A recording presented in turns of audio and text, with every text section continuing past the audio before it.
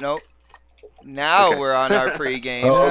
There All we right, go. and they're gonna hear me mess up, so Psych. they're gonna know what you guys go through on a weekly basis with me, man. So this is the pregame. What's going on, everybody in the chat? I see my boy Sobs. Oh, I see my boy Stick Figure in there. Pretty freaking Yeah, awesome. Anybody? keeping the chat entertained. I'll say anybody heard of that guy? Anybody heard of Stick Figure? Mhm. No, no. So it's Yeah, I'll well. keep it. Are you asking the chat? I'm asking you guys, man. I'm asking you guys and the chat. It's like a Well, yeah, global Pick question. one, Xbox. We don't know what's going on, man. You're overly That's how I hyping make today. my profession. You know, I draw stick figures on people for Uh-huh. money. There you go. Might have to get you to design a new avatar for me, man. Yo, guys, not for anything, but the avatar that he has, yo, J Dubs, that's one of my favorite ones, man. I've seen. It's simple, Yeah. it's to the point, and it's freaking awesome, man. Man, he designed that avatar in like, I swear it took him like one take, man. He done it in one take. I sent him a couple of pictures of what I wanted, Hmm. and he come up with that straight away, man. It was so cool. Freaking Took awesome. no time. So yeah, he's got a website now, hasn't he? Game of Yes. Kicks. Yeah. Yeah. So yeah, check him out, man. He's easy to deal with. Yeah, Yeah, definitely. He's so got it he's got a was couple awesome. websites now, man. Well, he's on Redbubble, and I know he designed the BGST website, so like he's got, man. That is one busy dude right there. Oh, Yeah. I can't even imagine. He's gonna start subcontracting to people. I got Yeah, you. I got him some more work. There was somebody that was looking for something, and I just sent it to Jay Williams. Was like, hey man, just hit him up. You know. Yo, So, Mega, you killing me, man. Your icon does not pop up in Hangouts anymore. Like it goes black screen. I don't know, man. What the- I don't know. I don't know. Hangouts know. don't like you, man. Like since you No, it went, don't. you It went took over me to forever just Discord. get on. I started trying to get on it like what was it? Salty. Like about 10 minutes before the show, and like it just was like no. Yeah, we're gonna start calling that K Mega problems right there. Oh my god, K mega time, K mega problems. Whatever. What else do we have? I don't. A button. Remember? A button, Yeah, K who mega started cornflakes, Cornflakes. L mega. Hey, Wes, Well, man. yo, remember last night on GRG, man? A big con when it came to the PlayStation was there is no A button for you, man. Yeah, maybe that's why I'm not a PlayStation 4 fan, but I don't know. I don't know. But there was never an A button for the PlayStation, so I don't know. Yeah, see, it just rubbed you the wrong way all the way through, you know. Exactly. Yeah. So King of the A button has to have an A button. Got to have some A Man, button. how can you release a console without an A button? I mean, even Nintendo has an A button. Come on, guys. Come on. Oh wow. Sega did an A button. I mean, what was it? The Atari Jaguar had an A button as well. Like, come on. Atari Jaguar had an A button, then it had a 1, 2, 3, 4, 5, 6, 7, 8, 9, and 0 button. And Yeah, it had a whole dial-up pad for a phone. yeah, it did, man. I had no idea what that was for. I had a Jaguar, man, and yeah, don't everybody feel sorry for me at once because the Bruce Was it Lee, like $700? the Bruce Lee story was an awesome game, but it was like a Let one-game me ask system. you a question. Do you prefer your Jaguar or your PS4 Pro? Oh, PS4 Head and Shoulders. We don't have a Pro, man. I will not. A Sure. Pro will not come into this Hold on, house, man. but Sure. it's no Xbox preferring the PS4 Pro over the Xbox nowadays. Why is so that everybody you- saying you- that? I have no idea why everybody's saying that, man. Everybody's saying what? That they Maybe I'm not because of what you either. stream. I don't know. Dude, do you I know? don't. I'm not. I was cool with the Slim. I just don't see the purpose Yeah, of the Pro. I was gonna get like a regular Slim or something, but why not get the best of It's probably and the best. That's right. It is you know, probably the best. Yo, I have a. they sacrifice I'm I'm performance. not gonna throw a regular PlayStation 4 on the TV I have. Like that's just It's gonna work doesn't make itself sense. out fine. It makes perfect sense to me because the games look good. So Yeah. the games run better. So it makes perfect sense to me. I mean, you want a high side, But- that's fine. it would not be a brand new console though. I would find somebody on offer up or something. Well, I got this one. I didn't pay for it, so I got so that. So, But I loophole. was asked which one did I want. So Yeah, I was like, New York I wants accept that the Slim. HDR is what's going on. He wants the real Well, HDR. the rap- But I well, got HDR too, man. That's No, PlayStation said you had it. that's It's BS in the HDR. options. That is not It's in the HDR. options, bro. PlayStation don't lie to us. Sony don't lie to us, man. I see it in the That ain't options, real. man. HDR. Wow. Crab Gamer said it right. Pro is a resolution box. The reason why we didn't get a Pro is because, like most of the games, they sacrifice performance for that higher resolution, man. And I don't want like the sketchy frames just to have like more pixels. You know what I'm saying? Like more. But you keep saying that, but that's only has to do with the early on games on the Pro. It's gonna be different later on this year, and we're talking minor things. We're talking about Digital Foundry. They nitpick at the silliest little thing. Richard. As I said, I do not like those guys, regardless of what hardware they're analyzing. I really don't like them. But a lot of what they do is just nitpick of these really small little areas that you really won't even notice in a game. So Yeah. you can't use that as a barometer. You really can't. Yeah, that's what Richard does. Like even in his spare time for entertainment purposes, he pops a game into his preferred system, which is probably PS4 Pro, and then he just sits there at the screen and he tries to count all the pixels and stuff like that. And that's his good time. That's his Saturday night. But guys, this is our Saturday night right here. Remember the good old days when we used to analyze games? What? Oh yeah. What blasphemy are Good you old talking? days. Oh man. Sorry to interrupt. Oh no, don't. That's what we do here. We interrupt each other here. We are a podcast family, man. It wouldn't be a family if we didn't do that. Cool. But I don't know. Like I think everything's going good. I don't. You guys ready to check out the intro? Yeah, man. Let's do it. Oh. Yeah, I was hiding in the shadows. Hey, Booski says so. I hope it doesn't break the internet.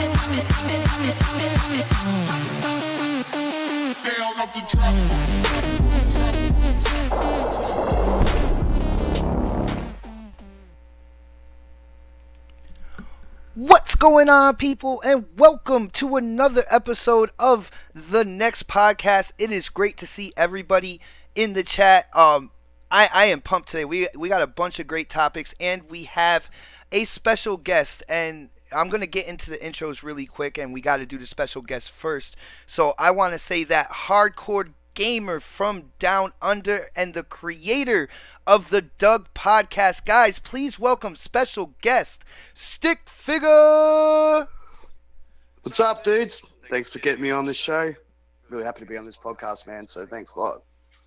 No doubt, man. Freaking I don't know, been talking to you for a while about games and stuff like that. You're a real cool guy. You are a podcast natural. I don't think a lot of people realize when it comes to the DM, man, this guy is a topic fiend. Like it was, I think it was like 5 minutes before we were going live. He had another topic. He was like, "Hey guys, you want to talk about this?" Like, Yeah, yeah, man. I don't know. It's popping in my head, but yeah, some of them aren't so good. But you never know. Just chuck them out there.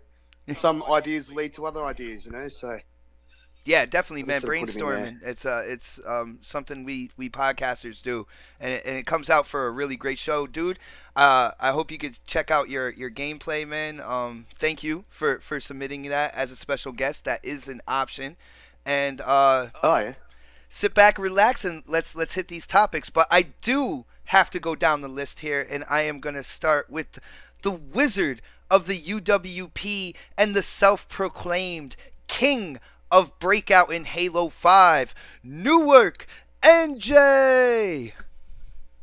What's going on, peoples? Welcome back to another week of one of the best podcasts on YouTube. Sit back, relax, grab your drink, and enjoy. Nice, man. Short, sweet, to the point, and we are moving on.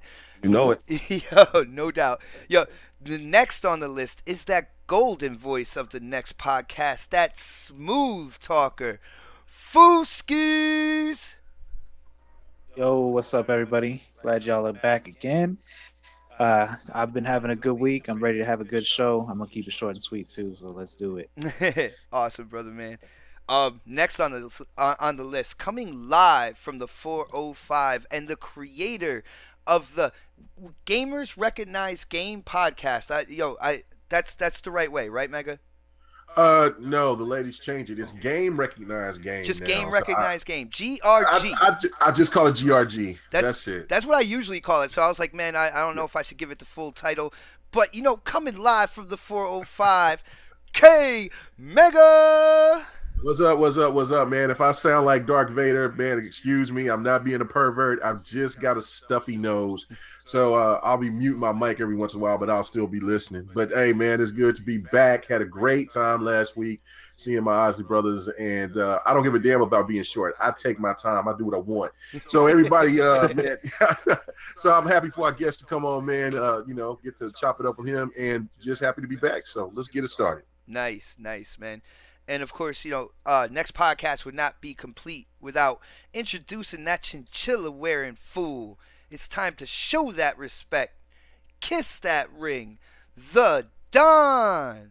Oh man, it wouldn't be that much of a void if I wasn't here. I'm not going to be here next week and the following week. Oh man, so... there goes my views now. Thank you so Yep. much. No, I'm just playing. I'm just playing. No, I mean really. I mean the whole podcast it's the whole crew. It's a bummer when any of us are gone, but the reality is it's about everybody. I mean, I even thought of a new makeup for K Mega's intro with the pervert that hits the A button. I'm just saying, it just came to me, guys. A button. Oh man, I don't know where this podcast is going now, but I'm not sure if I like it. No, it's not creepy. He's just polishing it. You just on it and then polishing the A button. Oh no. Well, and guys, I'm gonna say, again this week, shout out to O Snaps. She is actually not working right now, but she is in the living room. We have our 1-year-old nephew over, and he gave us a run for our money today, and he finally passed out. Now with him passing out, so did O Snaps. So huge shout out to O Snaps. For actually not having to peddle cookies today, but our little nephew AJ, man, he is a little ball of energy.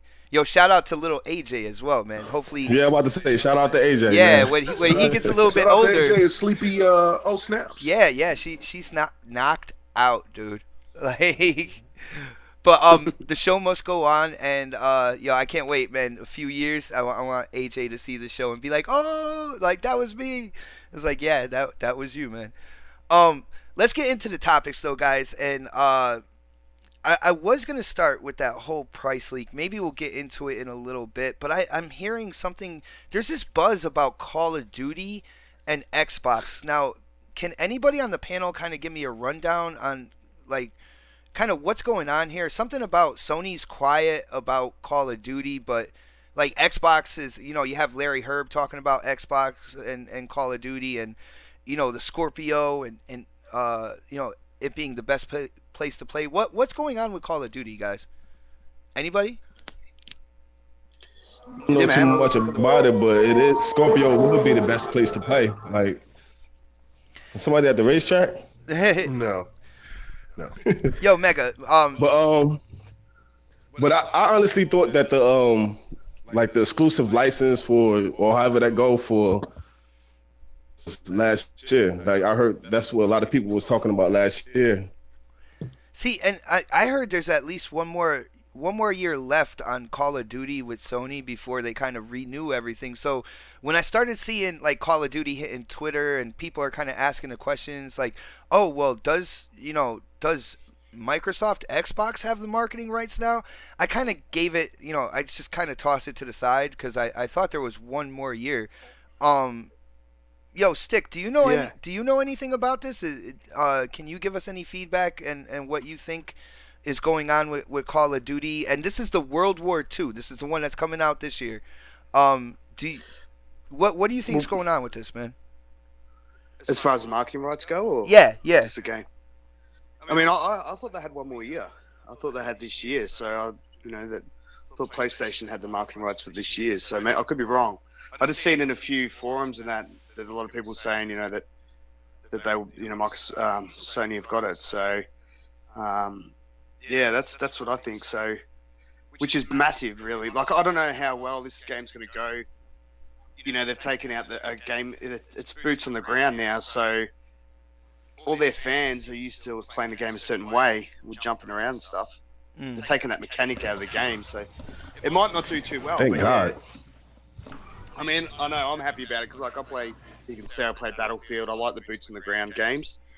But yeah, I just, yeah, I don't know. I don't know how well it's going to do, but Microsoft, Sony have got a good thing if they've got COD as a marketing right for Well, the, yeah, for well, the COD sells like kind of like no matter what, uh, the Call of Duty community is almost in certain aspects is like the Halo community because a new Call of Duty comes out and all you hear is a bunch of complaining or like is revealed and you hear a bunch of complaining, but at the end of the day, the game sells. You know what I'm saying? And yeah, that's kind of like the same way with the Halo community. Like Halo 5, like when it was released, there was a lot of complaining, but they said, within what was it? Within 3 months, it was up over 5 million in sales. So like yep. it still sells.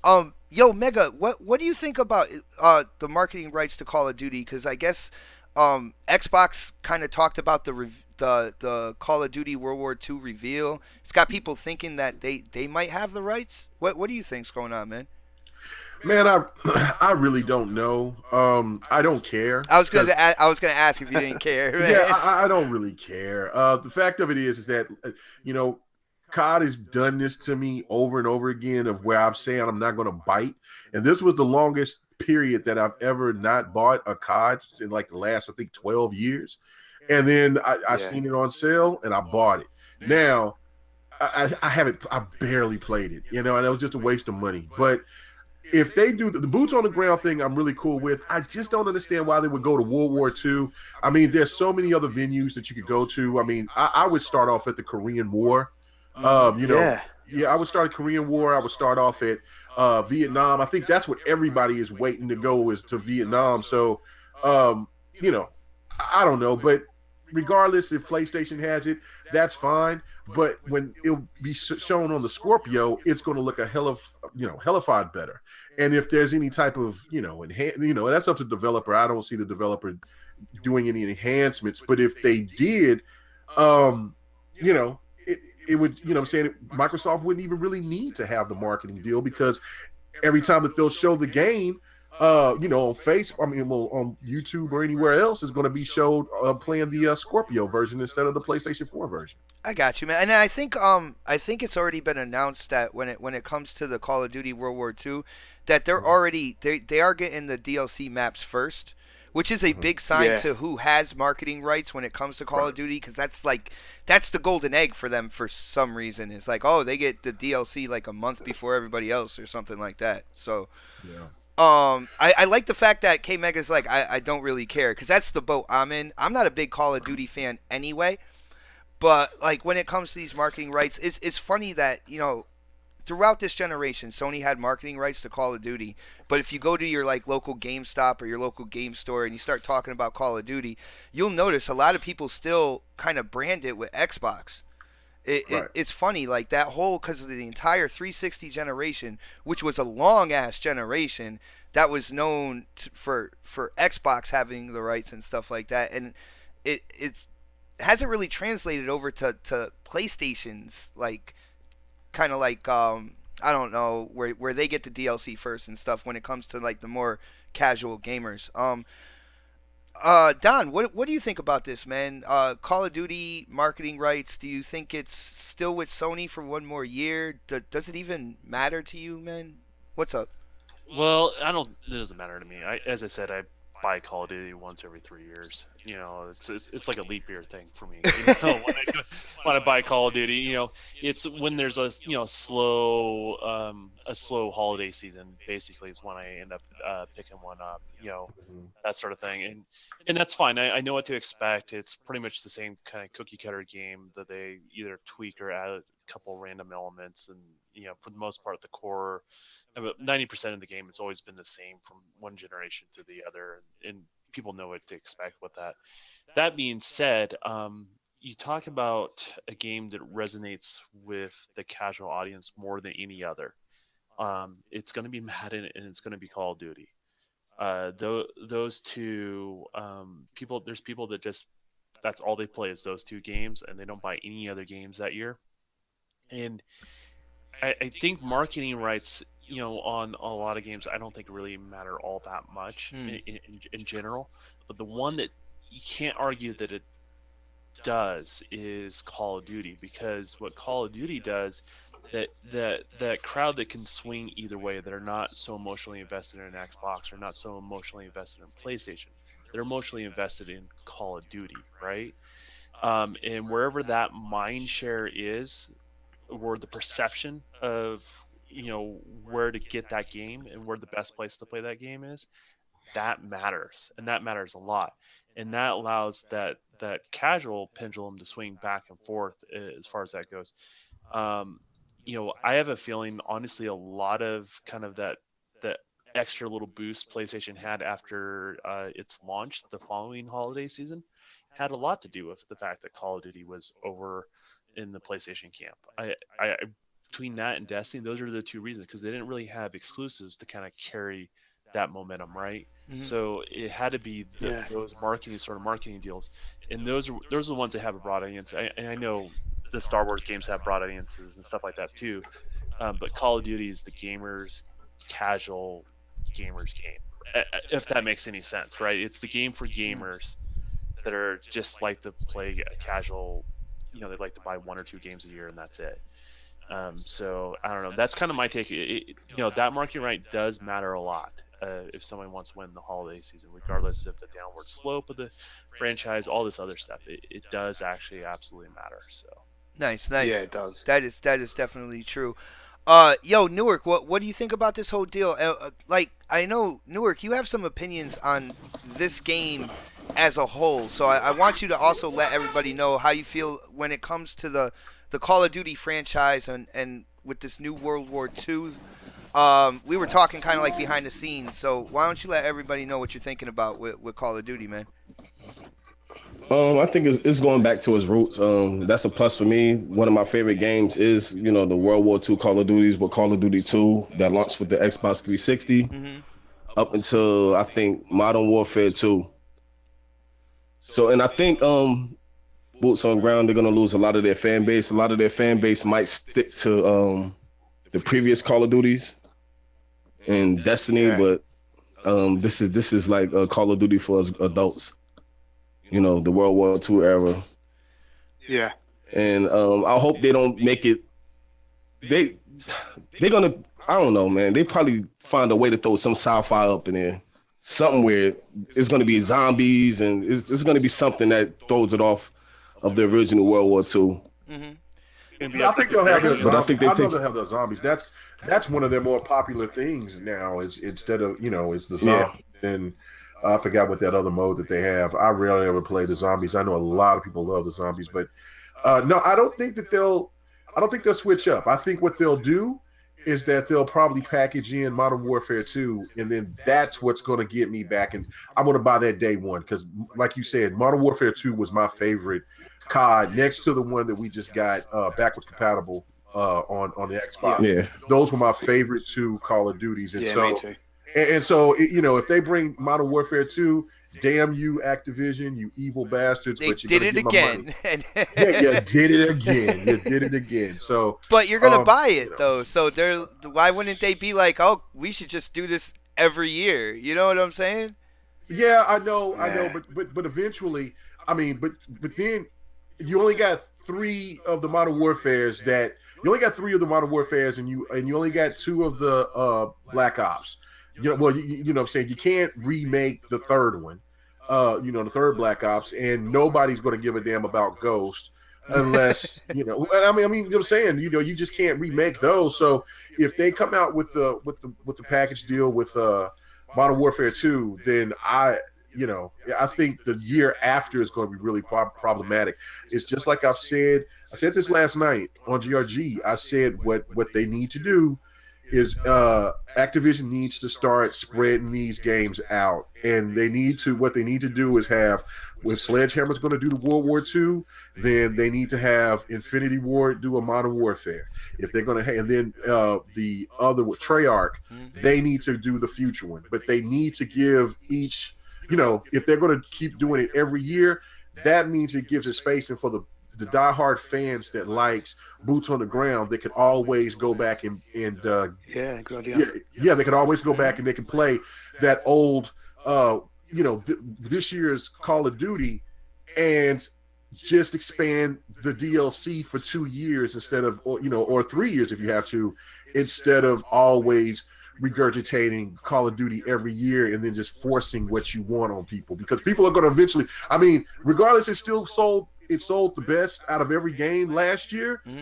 The people that were playing, it was at an all-time low. Yeah, their stock even went down because of it. It died, it faded away real quick on the PC first, and then it started fading away on the console. So they better be smart, because the Call of Duty bus is almost about to fade away if they keep on just doing this every year. Yeah, no doubt. Well, Mega, you actually, that whole idea that you had about having, one development team for present, one development team for past, and one development team for future. Dude, you have been saying that for a long time. I believe since last year and the last Call of Duty was coming out, man. Yeah. It just makes perfect sense. The one thing that makes Battlefield work and why the Battlefield keeps growing their fans is because you get your bang for your buck. There won't be another Battlefield 1.5 or some shit, because they'll keep making DLC for the next 2 years. Now, they might bring Hardline back, which I really liked Hardline. A lot of people didn't, but I loved Hardline. Yeah, I liked it. But I want that bad. I want a new bad company. Well, yeah, that's what I'm saying.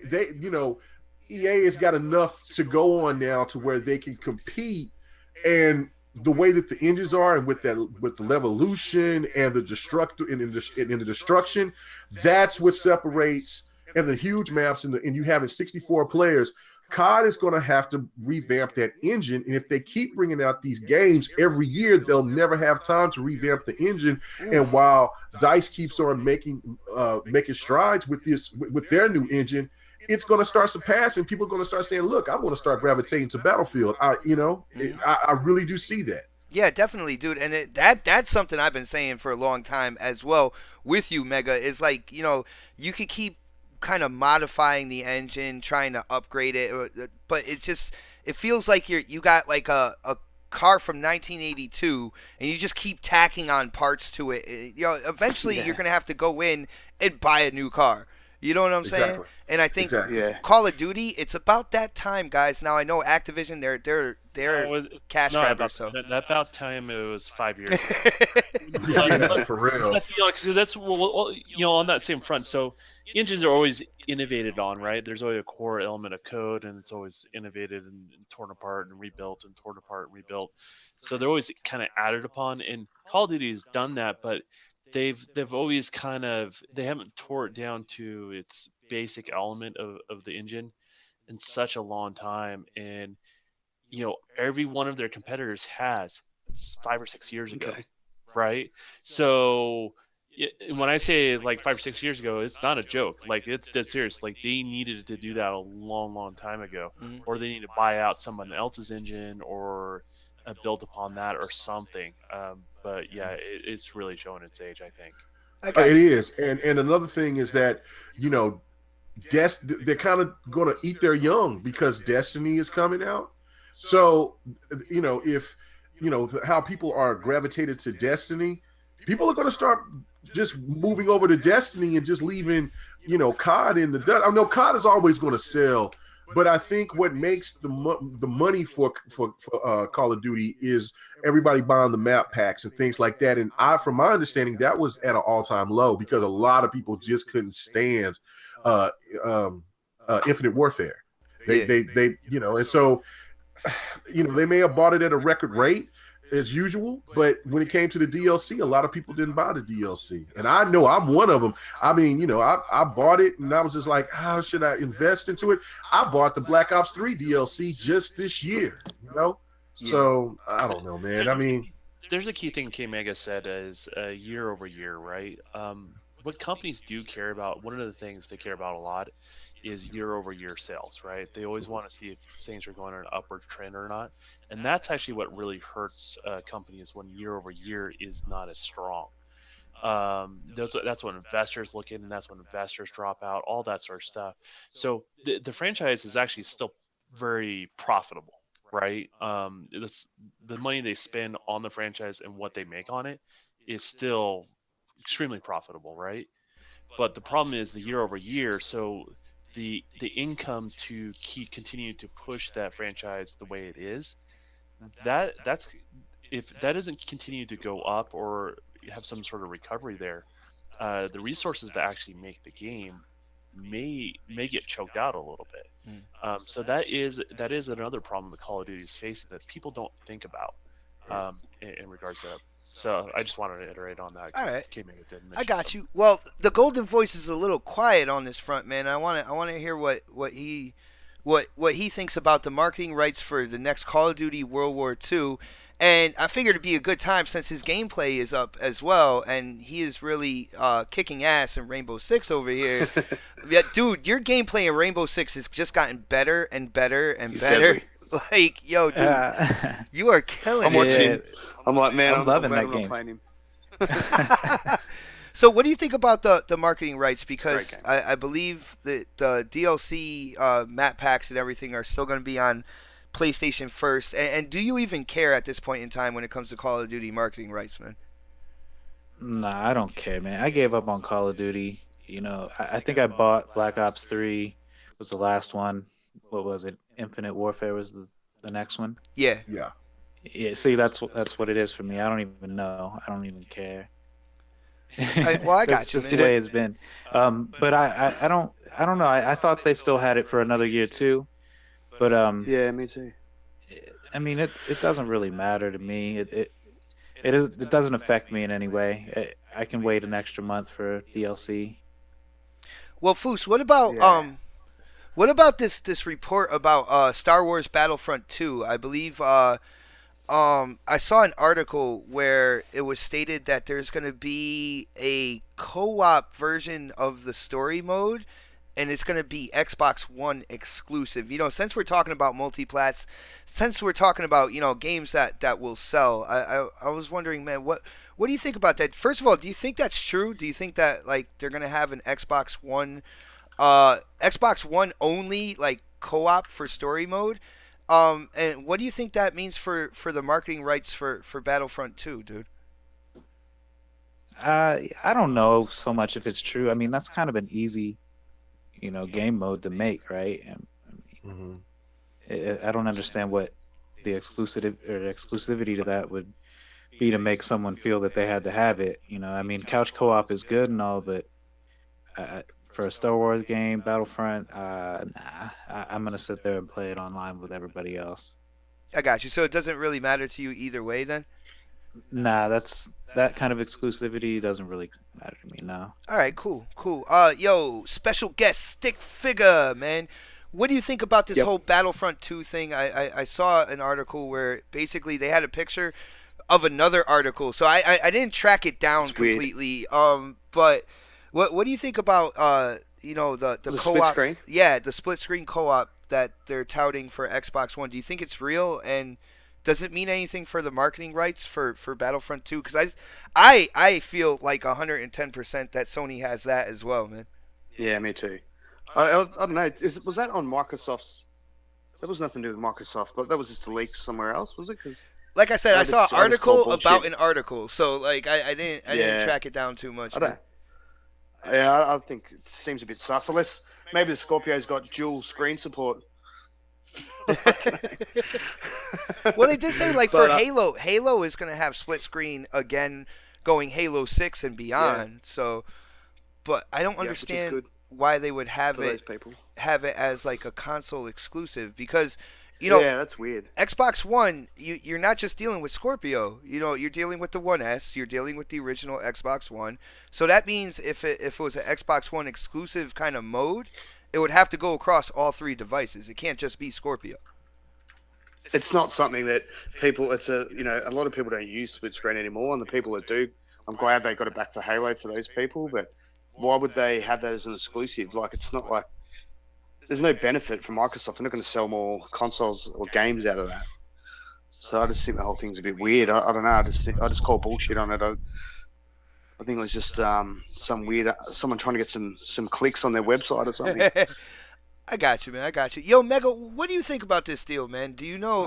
Yeah, I don't know. When I seen it, I was like, oh, like this might be some hot news, and you know, and so I showed it to you guys, you know what I'm saying, and I was expecting, but then like the PlayStation Nation went crazy to where I found it at, and they were like, yo, that's a misprint, that's an old article, it's not real, it's not real, it's not real. So look, I don't know if it's real or not. If it is, if the article is because they said it was a misprint, and so they corrected it. If they did correct it or whatever, I don't know, but I gotta agree with Fuski on this one. I mean, the old days of split screen, it's done. I mean, when they first started kind of eradicating split screen, I was really pissed because that was what you had the homeboys come over, or like me and my son, we would be playing, and the split screen was serious. But now everything is online, and I've gotten used to it. I've been slowly converted, and it's not that big of a deal. You know what I'm saying? I could just call my son up and just play a game, or I could, call my homeboys up or anybody else and just, hey, let's play online. So for it to be exclusive, it would be odd because what I'm saying, I don't think that, you would have some people that would enjoy that, but I don't think that would be like anything that would give extra sales to Microsoft if it's true. So yeah, I think it's bogus. I got excited when I seen it. Yeah. But then again, then once you come back down to earth, you're like, yeah, well, that's whatever, man. Yeah, I was kind of like, oh shit, all right. I got you. Well, when it came to Halo 5, when Halo 5, that was the first one that took out the split screen co-op and stuff like that. A lot of people were pissed off about that, but I was like, I thought about it. It's like, how many times do I really go into story, or how many times do I really use split screen now when it comes to Halo? And I was like, dude, not really that much. So, I didn't think it was a big deal. I mean, if you want to do it like that, I know there are people out there that would love to have that couch split screen co-op experience, and for that, I hope it's in there. And not for anything, that'd be a weird thing to make an exclusive for one platform. Right. And then also, just like you were saying with Halo, I get it that they want to, they're diehard fans, but there's just sometimes that just people just whine and complain for no reason. You see what I'm saying? I mean, it's not, you know what I'm saying? I understand that, you're used to the old split screen. There was people that was used to the old way of Halo where you didn't run and all that. But it's, what I'm saying? But going back and you play Master Chief Collection, and as good as Master Chief Collection is, it feels really dated compared to what Halo 5 is. So I kind of feel the same way with the split screen. I mean, I don't know. It just, time to move on. I got you, man. Yo, before we go back, down the rest of the panel or whatever, I gotta give Sobsky a shout out. I think he was drinking a little bit early or whatnot, but I think the gameplay for the Surgeon Simulator might have got him, and he's like, man, I gotta go. I can't deal with this right now. So I think it's crazy, man. I think he was a little lightheaded and everything. Yo, shout out to Sobsky, man. My bad, dude. But what blows my mind is the hands are always on the wrong side. Oh no, man! It just does my head in. Dude, that was so much. This is funny stream. Dude, it was so much fun to play just because I was controlling the left hand, O-Snaps was controlling the right, and dude, just the stuff that was happening, it was absolutely insane.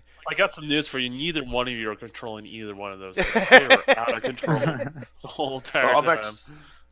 I've actually been that drunk before, man, where I've been operating my hands like that, so I can sort of relate. Your hands were on the wrong side of your body? Yep. They look like they were. Switched over. It's not easy being upside down. I got you. Well, let's get back into the topic. So, yo, Newark, what do you think about the whole Battlefront 2 thing? The couch co-op, man. Do you think it's real? Does it really matter? What's the deal, dude? I mean, we sit there like I had to really think about it. It doesn't really matter because who's really asking for couch co-op, but then we're adults, and then you have the casual kids who have their friends come over that still do the couch co-op. You know what I'm saying? So it's an audience for that. Like it's an audience for that. And options is always the best. You know what I mean? Being able to have options. I mean, just because it's there, you don't have to use it. We're not going to use the couch co-op, but there's probably kids out there who still have friends come over, that still do co-op gaming. I got you. Like my son, his friends come over. My son basically do mostly online, but when his friends come over, they do co-op. You know what I mean? Like they do the split screen thing. Yeah, no doubt. Now, with that being said, does this because I know the popular belief, like basically around 90% of the gaming community that looks into it, I think everybody believes that Sony has the marketing rights to that. If this is true, does this change your mind at all in terms of who actually has the marketing rights to this game? No, not at all. It is kind of weird, but Disney owns the Star Wars franchise, and they have a partnership with Sony, so Microsoft will never have marketing rights for any Star Wars games. Oh, that's so, like any, like within the foreseeable future, or whatever. Well, that's maybe somewhere down the line, but because like right now, no. Well, with Marvel and Spider-Man and everything like that, Spider-Man is kind of being shared with Sony and Disney, so you could definitely see that relationship there. And now you have Spider-Man coming out as a console exclusive when the game comes out to PlayStation. So I mean, I could definitely see where you're coming from in terms of when it comes to Star Wars. If it's going to be exclusive, it would be on PlayStation, or marketing rights, it would be on PlayStation. Yeah, but we're gonna have the superior version, and we get to play first, so they can rub that shit in their face. Oh damn! Just whatever. It's that fire right there.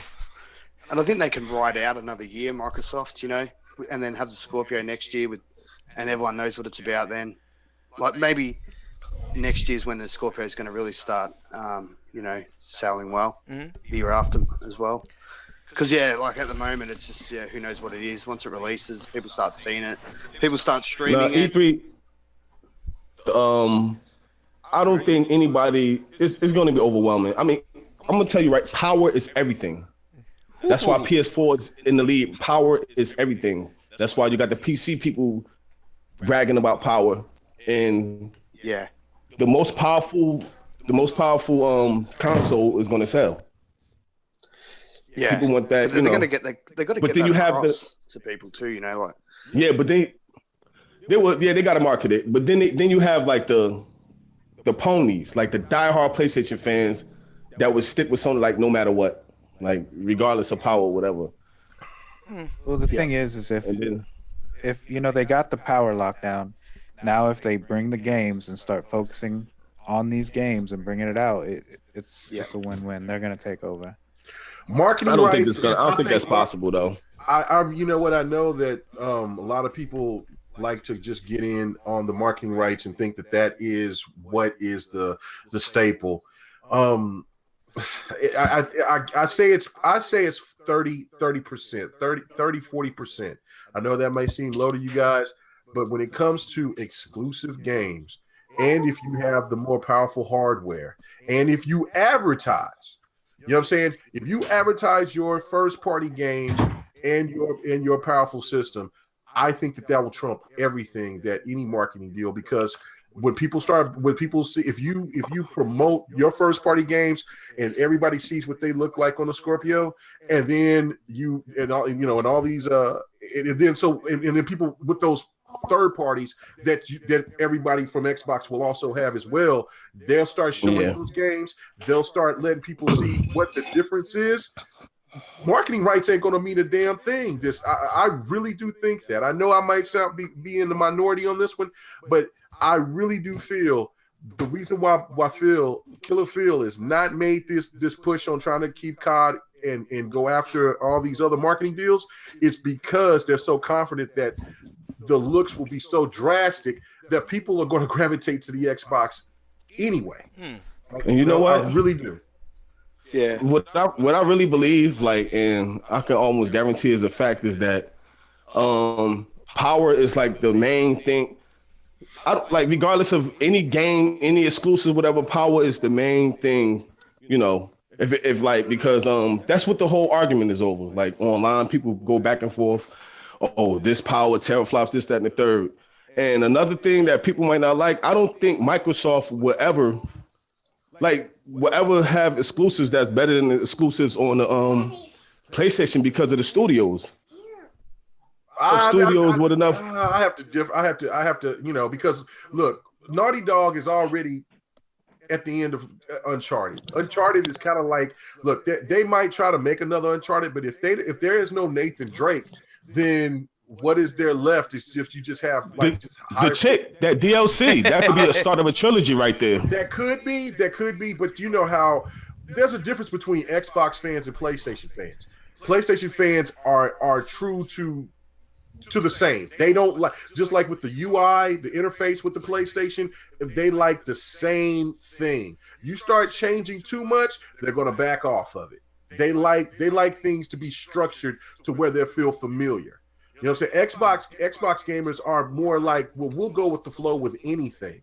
You know what I'm saying? So Except Halo. Even though they bought it, people were bitching about it. Like the big three, which is Forza, Gears, Halo, they have to stay traditional. But everything else, they can take those chances. But I do agree that they have to have some first-party teams in order to compete with Sony. But I disagree with that because Sony's going to always have the better. Yeah, well, PlayStation, their exclusives are so good that I'm gonna tell you right now, most of the Xbox guys on Twitter bought a place. Like, everybody bought a PS4 like within the last 6 months. Like, all the Xbox guys is buying PlayStations right now. Yeah, but they also sell them because of the exclusives. I'm just making it because of the exclusives. I'm just being honest. People buying the PlayStation 4 because of the exclusives. But you got to look at it. Xbox guys don't keep their PlayStation 4s. How many people that say they've bought a PlayStation 4 is their first or second or third one? They sold it and then they go back to first, second, and third. But they go back to it though. But at the end of the day, not really. I mean, they get rid of it when they're done with it. They get rid of it in general. So, I mean, I don't know, like. But they bought it for the exclusives. Maybe they got rid of it because they finished the exclusives, but the console was purchased. Even if it's their first, second, third, or fourth, like they sold it and they went back to it. Well, Sony cares if you buy a console, but they care just as much that you keep it. Right? I mean, that's how they continue to make sales. That's why, you see Microsoft always pushes that whole engagement number thing. You're like, well, what does that matter? They're just trying to dodge the question of how many consoles they sold. That, in a way, you can say yes. You can say yes, but Microsoft kicking ass with the engagement though, like how many people online and exactly. People don't get rid of their console. Usually they keep it. So that's a problem Sony is facing right now because they want to get the console in your home, but they want to be able to get the sales from that console. They always want to have a presence. They want you to start up that console. They want you to see those flash sales. They want to see all that sort of stuff so they can continue to make money off that hardware in regards to, and that's a problem Sony really does have is attachment rate to actual consoles out there in the market. It's not nearly what it needs to be in regards to, so they do have a big problem with that, and I don't think people are willing to acknowledge that. And it's something the development, I mean publishers and stuff like that do look at that, and they're trying to figure out how to sell stuff on that hardware, and they can't figure it out. To be honest with you, so there's a little bit of a gap there. What's going on, and a little bit of a disconnect. Sorry to run over your statement there, New York, but it is. No, you good. No, you good. Realize that for sure. I just don't think that people like Don said. I don't think people really understand like where the PlayStation they got hit games, but they don't. Their games doesn't have a lot of longevity because they don't give out a lot of DLC. Preach it, And brother, man. Yo, the one thing, you know what I'm saying, and just like with, you can talk about Forza, Halo, and Gears, but those games are all still going strong 6, 7 year later because they have plenty of DLC where the fan base can sink their teeth into. While PlayStation, they may have that hit and they might sell 2 or 3 million right off the bat, 1 million to 3 million right off the fucking bat. But the problem is after 6 7 months, I mean, just look at what happened with Uncharted. After the first month, the sales start going dramatically down until they bundled it. So that's the thing. Megan, I don't think people yeah. understand that.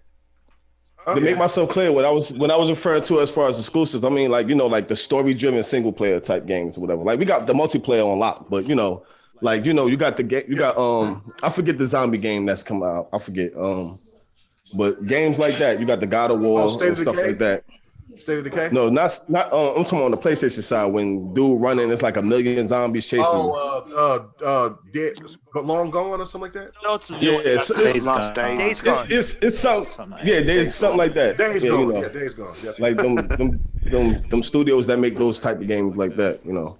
Well, But we got That's the thing multiplayer about a lot. Sony games. PlayStation has plenty of studios. I totally agree what you're saying, but it's the longevity of those games that hurts them. You know, yo, I mean, Mega. Just when you were saying that, man, I made a video about how it's a great time to be a multi-platform owner, and one of the things I said about having a PlayStation, if you already have an Xbox and you're thinking about getting a PlayStation, is the PlayStation exclusives do not hold value. I'm getting exclusives like throughout this generation for like $18 a piece.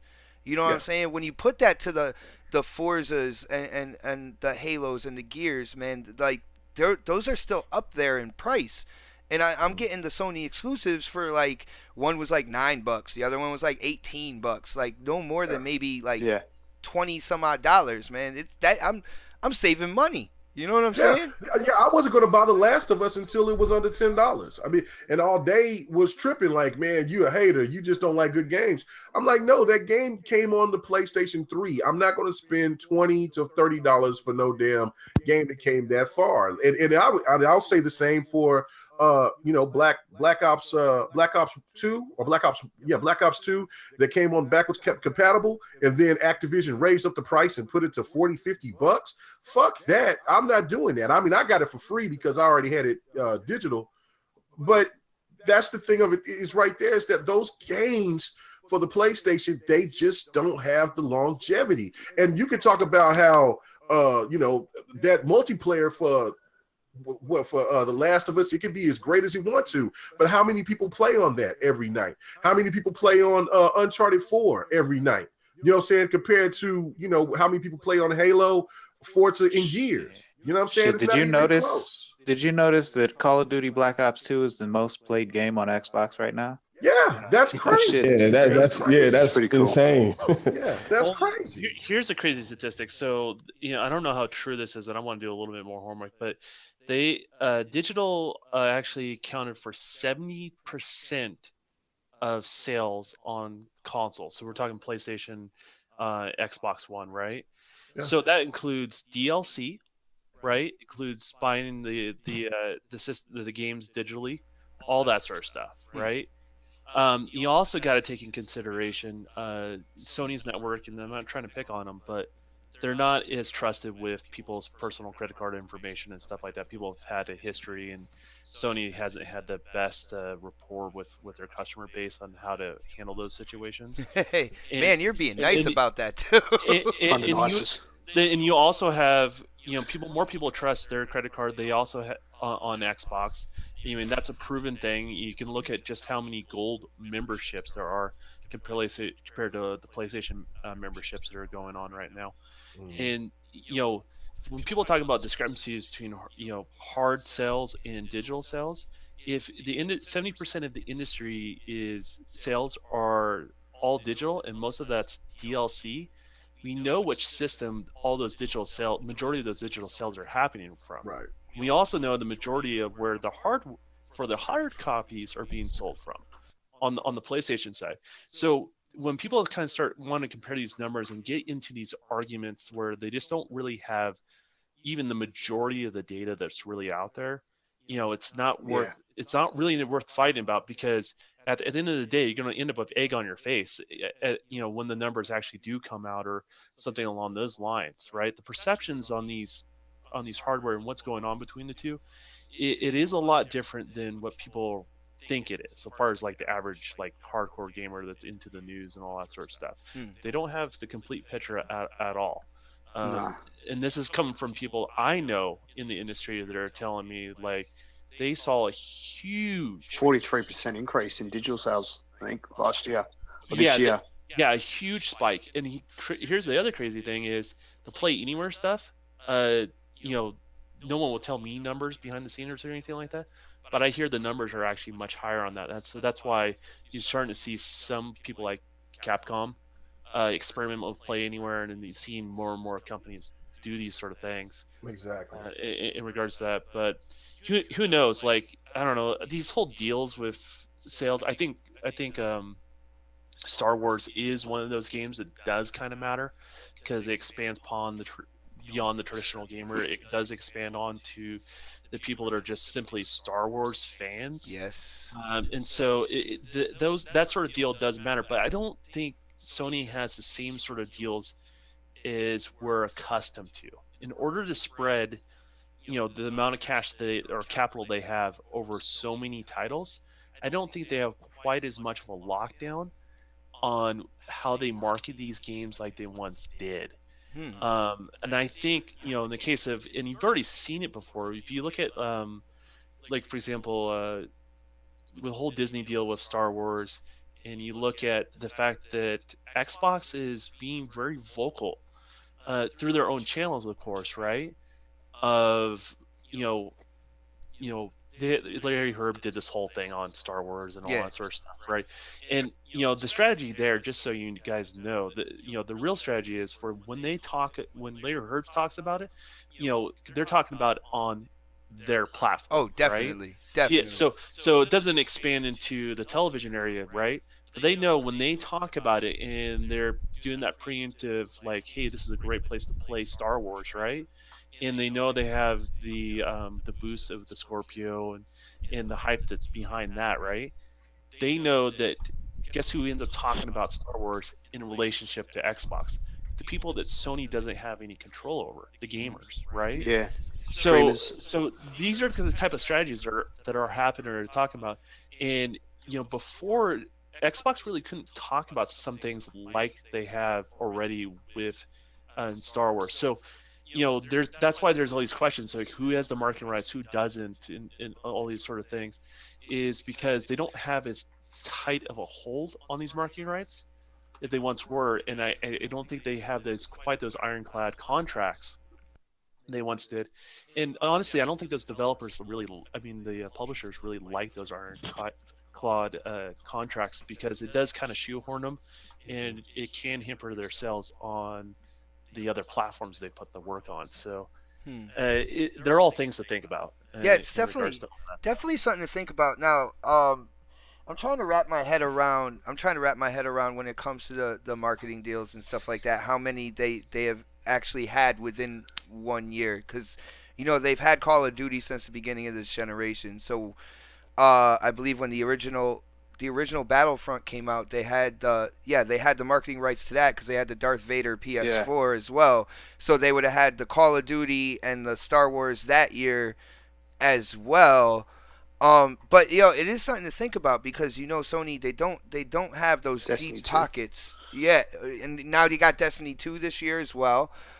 So that is a lot of money when it comes to third party marketing. So it might not be as You also have to look It's at to the concrete. fact that they have their own games releasing, right? yes. So those previous years that you're just mentioning with the previous Star Wars deal and all that They sort of didn't stuff, have too much. they didn't have too much. They're releasing under their own, under Yeah, PlayStation, true. right? So, they're able to throw that money around a little more loosely that particular calendar year when it was sparse. Damn, dude, right? I didn't even think about it like that. So you gotta think of these things in a couple different ways.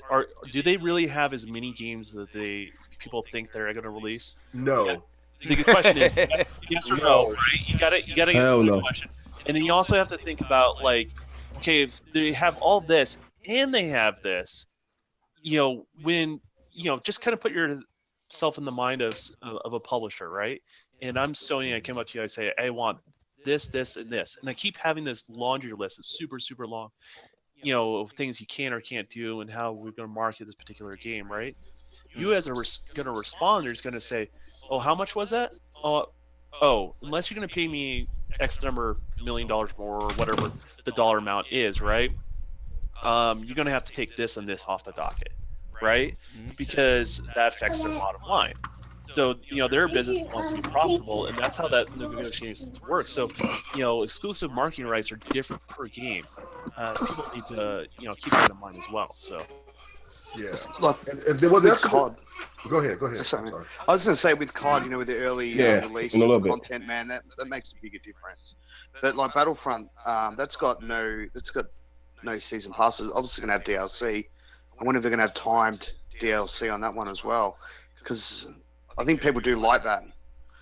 I don't getting think stuff early. Microsoft is a plan of. I don't think Phil is a big fan of delayed DLC for other platforms. No, No, that's go, a Donnie $$ deal right there, man. Yeah, They'll go sneaky and they'll get some shit to where they only or they get to have a certain planet that we can't play on or something. Oh my goodness, man. Guys, Hey, yo, hold on. Xbot. What up, man? What up, Newark? Do you ever think we? I don't like. Well, I'm gonna give my statement. I don't think we will ever have a like an exclusive deal, because Phil came out recently in an interview, and he stated that he don't think that's a fair practice. Yeah. Like the exclusive DLC and stuff like that. Like Wait. Whoa, you are botting, man. Didn't he say he didn't think it was a good use of resources? I don't think Yeah, he said it wasn't basically, fair, 'cause- basically, he's kind of opposed to that. But guys, do you see? Like, there's a lot of things to really be happy about, really be excited for as a gamer this generation. But look how long we took on third-party marketing deals. You know what I'm saying? Do you see what this has come down to this generation? And sometimes, man, it just gets real. It gets real thick. It gets real kind of like heavy on the shoulders that we got to talk about this so much. But when it's all said and done, everybody has a preference when it comes to their platform, their piece of plastic, their hardware. And, they're going to buy the games where they game the most. So, I mean, in the end, these multiplats, they're multiplat for a reason. They're multiplat to get the most money out of the gamers, because they're not going to bound themselves strictly to the Xbox or strictly to the PlayStation or whatnot. They're going to give perks to the company who gives them more money. That's for sure. Nah. It's kind of unfortunate, but oh well. I mean, when it's all said and done, Money makes the world go round. I prefer the Xbox. The best feature to the Xbox to me is the community. So when it comes to games that are real heavy multiplayer like Battlefront and stuff like that, it's a no-brainer to get it on Xbox, in my opinion. You know what I'm saying? So it is what it is. We all know that they're gonna sell. But I do want to move on to the next topic, and this is a topic that's kind of interesting to me, because first of all, it's something Nintendo's doing, and you can never tell what the hell Nintendo is thinking when they do shit, right? So they discontinued the NES Mini, right? And people are like, oh shit, like I was trying to get in on that and stuff like that, and now all of a sudden pictures have come out. I don't think there was an official announcement yet, but I can almost guarantee that an SNES Mini is coming out. And I gotta be honest with you guys, if this is absolutely true, the Super Nintendo Entertainment System is a lot more attractive to me than the original Nintendo. Let me hit Foos first. Yo, Foos, what do you think about the discontinuation of the NES? Do you think that was a right thing to do? Do you think cut that off before you start with the Super Nintendo? And what do you think about like them coming out with now possibly a Super Nintendo Entertainment System Mini? Well, I mean, for the Nintendo Mini, they didn't really say it was going to be a forever kind of thing. They did say it was going to be limited, man. A lot of people forgot about that shit. I don't necessarily think it's wrong what they did. But yeah, the Super Nintendo sounds awesome as well. I was excited for both of them. The NES was one that I did want to pick up too, but I just didn't get it. But yeah, I think it would be awesome if they give us the opportunity to actually put maybe an SD chip or SD card or something with games in it, though. And then also, it's kind of shady for them to do that with having the Switch out being a virtual Nintendo console, you know. So Yeah, well, what I'm thinking is these things are both. They're going to be limited edition. The NES was limited edition. They said that in the beginning before it came out. They said we're not going to sell this forever, right? right. So Yeah. now they It's have a real limited edition. now they have the Super Nintendo possibly coming out for the holidays. I don't think it takes away too much from the Switch because the Switch is going to be, a long-lasting handheld that, like, over time you'll build your library. I see these two little minis as kind of like little novelty items, little kind of like hardcore gamers tugging on the Collector's nostalgia. You know what I'm saying? Like, I don't know. I don't see it hurting the Switch too much. But do you think like? Do you think they're going to sell more Super Nintendos? Now, this is what I think they did. I think they brought out the original Nintendo and then they cut it short on purpose. And then when the Super Nintendo comes out, that thing is going to be in such high demand that they're going to sell that shit like absolutely crazy. Um I don't Yeah, know. I could see that happening. You can see that? But man? yeah, I could definitely see that happening. It sell a lot, but they're gonna do the same thing, and they're only gonna put so many out, and they're gonna sell out, and everybody's gonna want it, and then they're just gonna cut it off. I got you. It's Nintendo, man. It's Nintendo. Yeah. You never I've know seen what this the before. hell they're thinking. But I think with this, I think they might have brilliance here. In terms of company wise, I don't think it's. I'm not sure about Mhm. for the game. Oh, they're or gonna sell a whatever. shitload of them. Yeah. It just depends on how many they make. Yeah, Mega. Do you see? Print money. Do you see what Nintendo's possibly doing here? Would you be excited for a Super Nintendo Mini? Yeah, I mean, just like I was excited for the NES Mini. Nintendo is look, regardless of how bad you may hate Nintendo or despise their policies, Nintendo knows how to make money. They they're dominating in that aspect. They'll do something and it's just like it's like a leprechaun just waiting for him. Here's me gold. They just let you have it. So really you know what I'm saying? I think the reason why they discontinued the NES is because I think that they're going to start here in the future, probably towards the end of the year, start putting their NES games on the Switch to buy, which is more money. And so and maybe it could be a barometer of them trying to figure out what sells, what's not. You know what I'm saying? Because a lot of people's probably going to buy tons of these Super NESs, and then to them they're like, oh, this thing is selling off the racks. Well, let's go ahead and put some Super NES games on the Switch so we can make even more money digitally. Yo, Mega. I just think that just makes perfect sense. Mega, that is absolute genius. Because if you make those limited, what you do is you start creating hype again for those classic games, right? People are like, oh, I gotta get that Super Nintendo Mini. I gotta get it. And as soon as it's cut off, Nintendo could be like, hey guys, if you get the Switch, you remember that game that you were looking forward to on that Super Nintendo Mini? It's on sale right over here. Dude, that's absolute genius right there, man. Right. Yeah. So I just think, well, I appreciate it. Thank you. It's just good business sense. I mean, I would do the same damn thing. I mean, like the want for the NES Mini was so crazy. It was just like, man, everybody wanted one. And then what will be even more crazy insane is that, like, maybe towards the end of the year they might bring back the mini. The NES Mini again, just for maybe a month or two or so, and then generate more money. Nintendo is very smart on making their money. I hate the policies, but damn, I mean, you just got to give these guys props. I mean, as everybody talking about Xbox got no games, but the Switch is sold 2.4 million, and it don't have any games, literally. So what the hell is going on?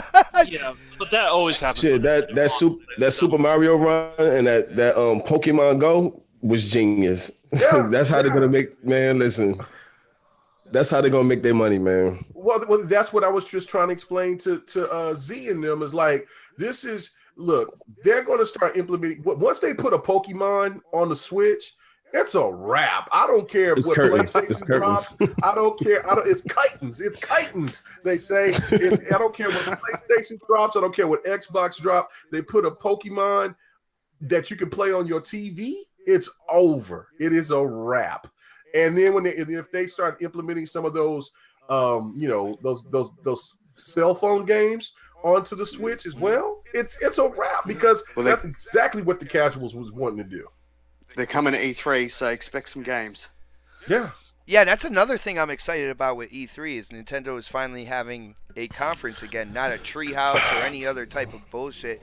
But the thing I think with It's still Nintendo, gonna be weird though. Watch. with Nintendo, as long as you forget about the Wii U, I think one of the things for Nintendo as a company, what they do the best is they build their own hype out of nowhere. Right, and Yeah. I could see that with the mini regular Nintendo Entertainment System. Right, they started building hype for those games that were made back in like what '86 or you know what I'm saying? And now all of a sudden when that gets cut off, they could be like, well, if you go to the e-store on your Switch, you can still get those games. Just saying, Yeah. you know what I'm saying? Now they're selling their $300 piece of hardware for those same kind of like 1986 type games as well. You know, and now they're doing it with the Super Nintendo, Super Nintendo is probably one of my top 3 consoles of all time. All right, I am Agree. I am very excited for this. Like I want like that Super Mario, you know, the first one that came out for the Super Nintendo, Super Mario Star World. Super Mario World. Yeah, you know what I'm saying? There's just so Yeah. many With Yoshi. titles, man. And it's like, damn, like I want to get my hands on this mini. But I do know that once the Super Nintendo Mini gets stopped, they're like, we're cutting it off right here. They're going to do exactly what K Mega said. Oh, just direct yourself to the e-store over there on your Switch, and you can still get that game. Exactly. Super Metroid. Trading value, Yep. yeah. Super Metroid, my favorite game. Super all Metroid, time, yo. Zelda: The Link to the Street Fighter Past, the 2. first Mario Kart, Star Fox, Stunt Race FX, Uni Races, Donkey Kong Country. Keep going. Keep going. Yo. Keep going. It's a wrap. Look, this is the one thing that this is way in the future, but this is how I see this. It's going to be at a point to where there'll be a battle between simplicity and power. PlayStation is going to be in a position to where they can't hold a candle to Microsoft when it comes to money, finances. And I think Xbox is like, fuck this, you're done with this whole power discussion. So then they're going to be looking, and Nintendo is like, look, we're doing the simple thing. We're just bringing out just casual gaming to gamers who just love our products. So PlayStation, they will have a stronghold this generation and maybe even the second. But the generations will be done. But PlayStation is going to have to find themselves and got to find their identity once again. And I know people are saying, and that's what I'm saying. People are going to say, well, they got their exclusives. They do, but again, they're going to see all this money being generated by what Nintendo's doing. I guarantee you, PlayStation's going to, and Sony's going to definitely try to go that realm. Oh, we have a PlayStation 1 mini. I guarantee you that shit's going to happen. Yo, Mega, Mr. You know, Sony always bite. Yo, guys. Sony always bite. And, so they're definitely going to make that move because it's going to get to a point to where they can't go toe-to-toe with Microsoft with this whole power thing. That's a fact. Yo, guys, Mr. Sky Blue in the chat, he asks, is this a Nintendo podcast now? No, guys, this is a gaming podcast. This is a gaming podcast, man. We will give props where it is deserved, regardless of platform and stuff like that. And you know, Xbox with their Scorpio and how they've been listening to the gamers and getting feedback from us and stuff like that, they have a habit of getting a lot of props from us because they're doing a lot of the right things. But that's not to say that we're not going to give props to Sony at a certain point in time for doing something well, or Nintendo for doing something well. In the end, we are all gamers, all right? And that's what this podcast is about. I just kind of wanted to throw that out there, man, because Sony got this generation locked. It's done. It's a wrap. It's all about setting the course for the next iteration of Xbox. Sony has this, which is this fall. Next generation starts when Microsoft says so. I was about to say something else too, but that will be a topic down the line, though. Hold on, what were you gonna say? You're no, say it. Oh, I was about to say, they also said, Microsoft said next gen start when they say so, and virtual reality starts when they say so. Yeah, well, see, you just gave me a segue when it comes to that, man, because I wanted to know, and this is a topic that it's been floating around. Not a lot of people have been talking about it, but then again, not a lot of people are really talking about VR.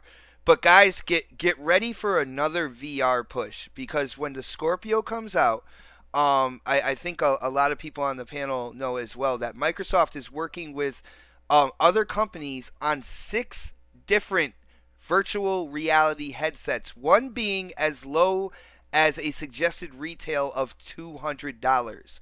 Um, so I want to know, guys, like Newark, you brought it up, man. So we're gonna hit you. What are you ready for another push towards VR? And do you think Microsoft can maybe change the status of VR and make it a little more, give it some steam, basically, man? Do you think it can do that?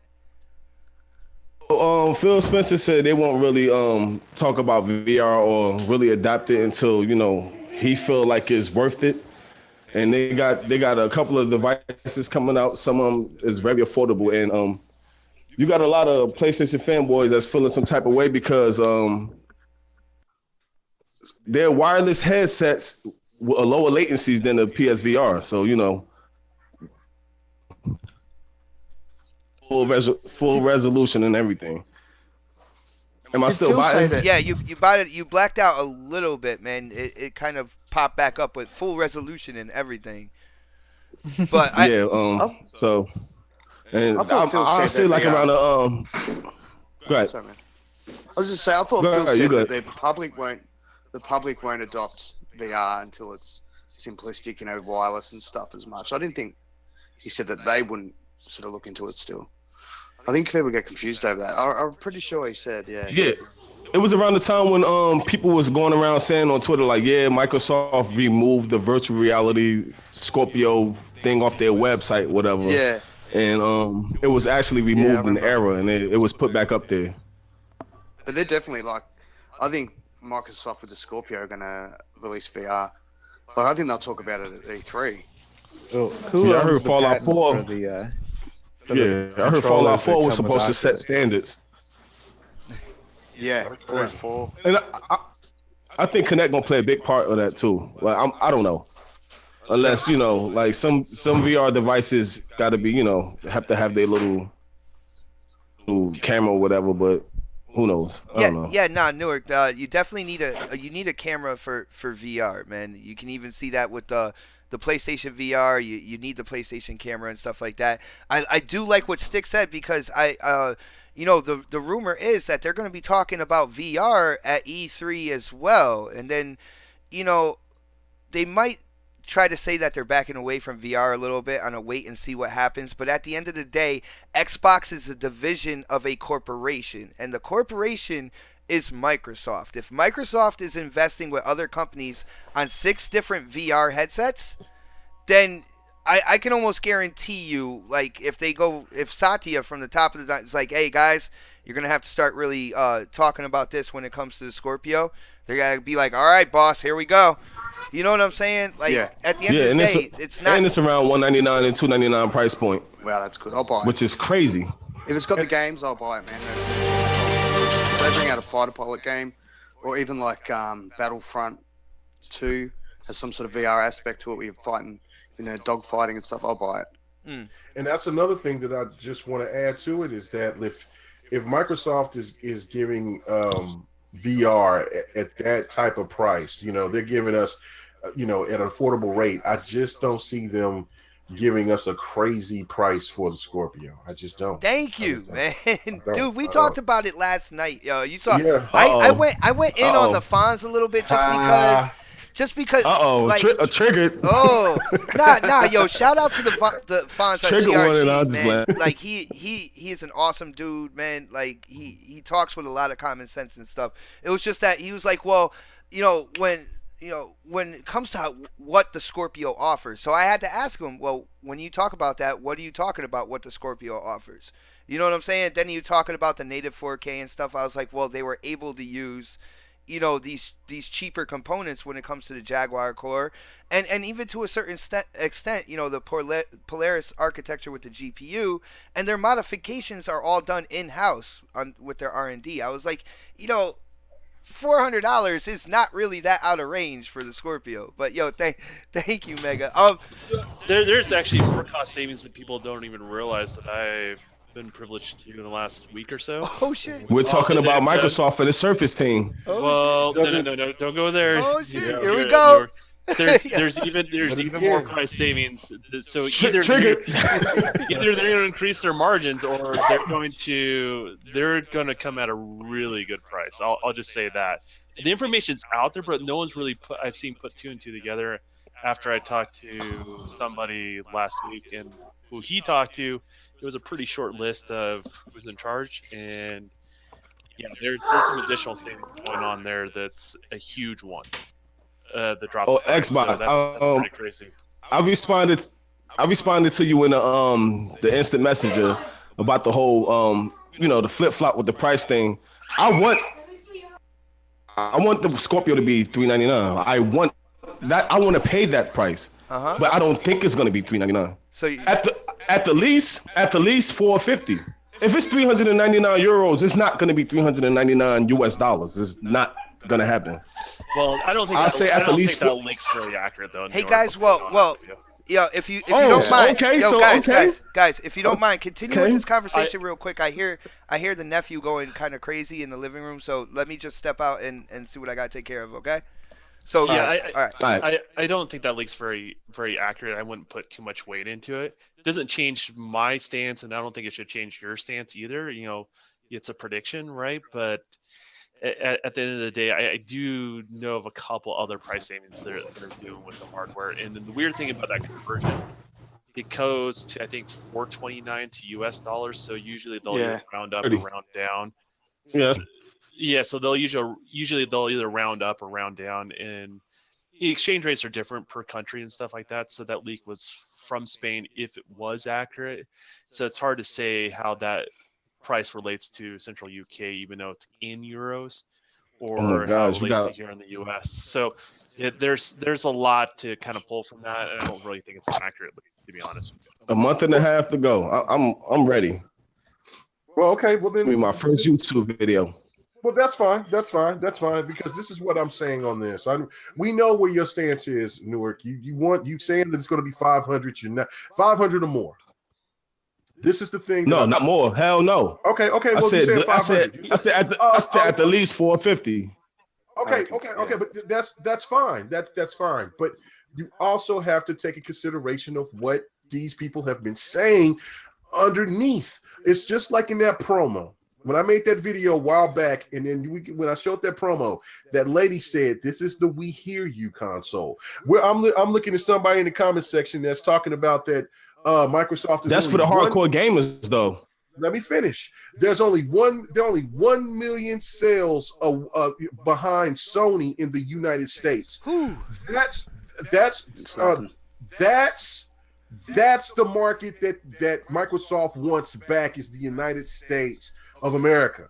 You know what I'm saying? And then how close that really is. I don't know if that number is accurate either. I don't know how accurate that is or not. It may be. I don't know. But I'm just going off of what he's saying. That's a difference between one good month in the holiday season. Exactly. And what will generate to catch up in a short amount of time is having the We Hear You console be at an affordable rate that will be presented, and everybody was like, "Oh shit, $399." Yes, $399. But look, that's but crazy. listen, three or $430. But do we hear you? But do we hear you? Who do they hear? They hear the hardcore gamers. Now you got to listen to Phil Spencer when he says, like, the console is for the people who like the high resolution graphics. Basically, people who like graphics who can't afford a high end PC. Bruh, this is a mid. It's a premium. You guys are. But it's for the hardcore. A $399 is a casual price. The Slim came out last year at $399. That's exactly why it makes it more attractive, is the fact that we are giving you this supreme premium console, and we're giving it to you affordable. Man, look, I don't see you over here telling me that I gotta pay. Hold on, wait. I gotta pay $500 for this console, and if I want to get VR, I'm gonna pay $300 less? Are you fucking kidding me? So look, let me ask you. So Phil giving these six. There's consoles. You know what I mean? You was bought. My bad. Can y'all hear me now? Buddy. Yeah. Go ahead. Can y'all hear me now? When they brought up the price, they was like, this is their premium console. You know what I mean? With a smirk on his face. They have, like, for the casuals, they have the Xbox One Slim. That's where they, watch and see. A lot of people gonna be mad as hell come E3. Everybody, I wanted to be $399, but a lot of people set your expectations a little higher, man. Expect $500. I don't understand why people keep saying that we're going to be mad if the console is going to be $500. That to me is because a lot of people was mad when it wasn't a Ryzen in the console. A lot of people was. I seen so many motherfucking I swear, Mega. I'm not saying you, but I seen so many YouTubers that was upset, even on Twitter. Like, they wish it was more powerful. The Jaguars is going to hold them. I'm always going in with these people on Twitter. Those are people that are not going to even buy it. That's these hardcore PC. Bro, these the hardcore. Nah, these is Xbox. I'm subscribed to most of the Xbox fan with the M&A name on Twitter, man. A lot of the people, how they was upset because they saying it was a Jaguar, and I'm like, it's not what you think. They're fake. They're fake. But that's the whole. They're fake. We've seen a lot of these flip floppers come out and say this and say that. Look, there was a reason why they waited a year to present this system. There's a reason why they went away from the checkerboard because and there's another reason why they keep on letting people speculate on the price. Look, they would have. I think Microsoft is so confident behind this that they're not going to have the same problems like they had in 2013 by getting everybody hyped up, and then they're going to say, well, we're going to give you the same price that we gave you the Xbox One. I just don't see that. Just for the mere, I could be completely wrong, and I'll eat the crow if they come out with a $499 price tag. I will. And same here if they come out $399. But the logic in the is saying like, the Xbox One Elite controller should be $50.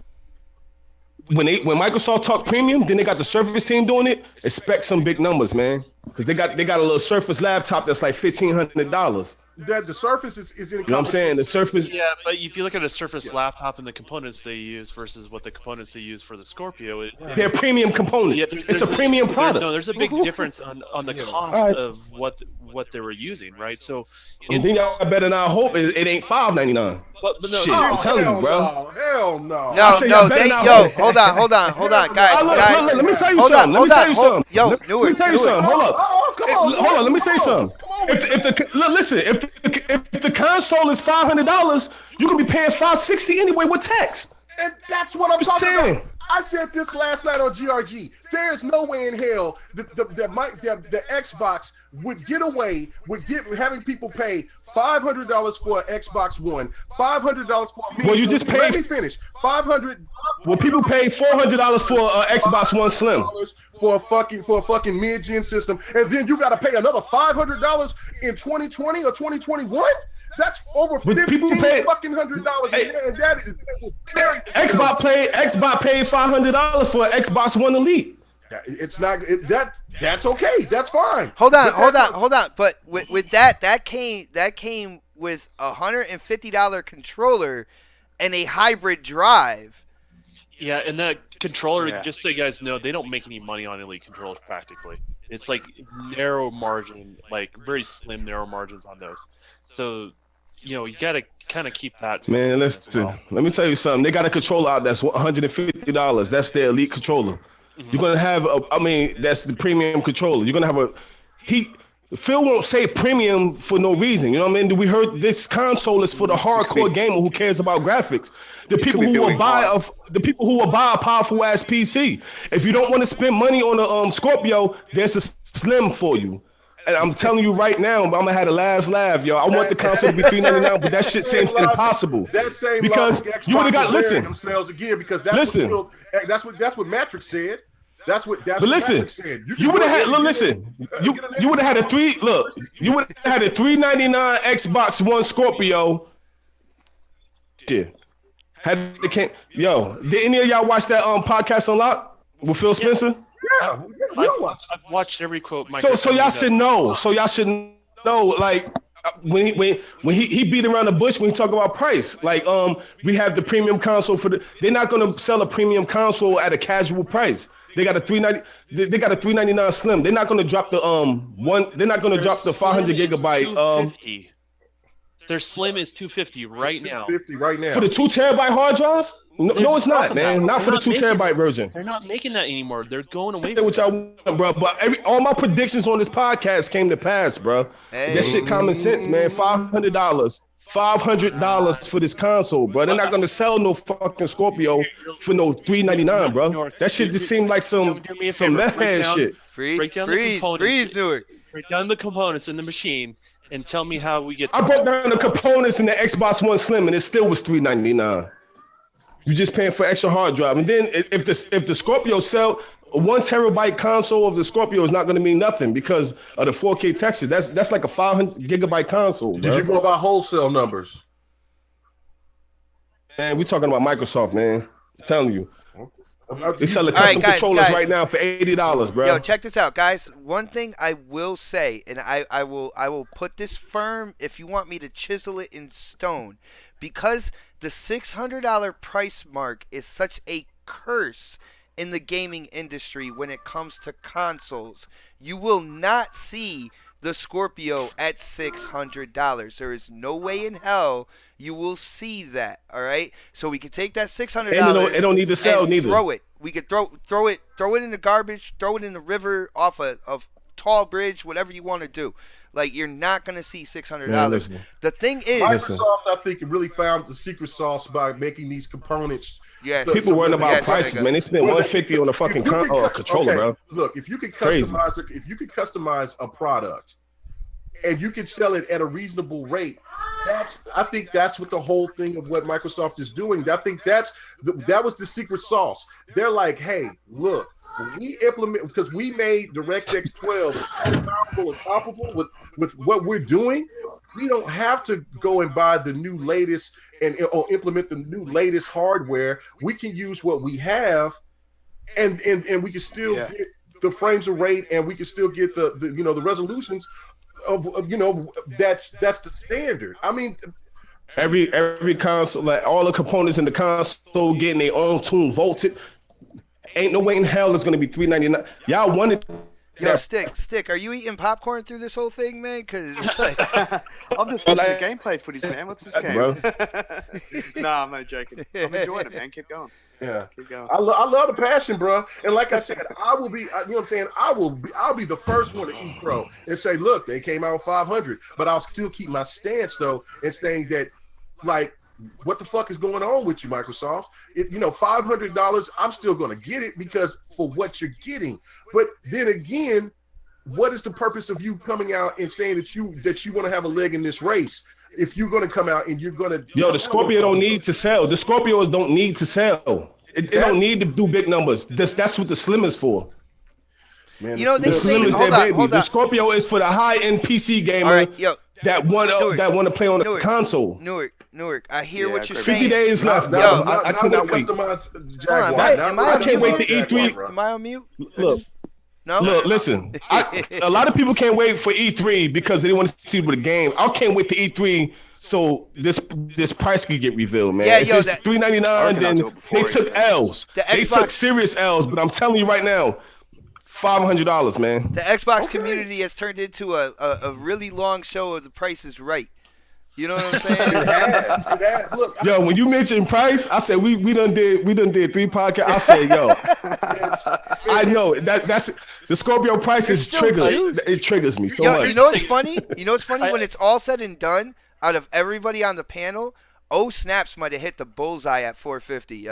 Because when you look at the leak, if you kind of translate over into US dollars, it's actually closer to 450. So no, it's not. It's 425 actually. 425. But they would rather if it's 450, then we all win. We all win. We all always win. off $50. That's what I'm saying. Yeah, because if We all people win. put the trade in, that would make perfect sense because it would still be $350 and it would be competitive with the pro. I got you. I hope they have some banging, like some nice trading values. And it's all. But I'm keeping my Slim.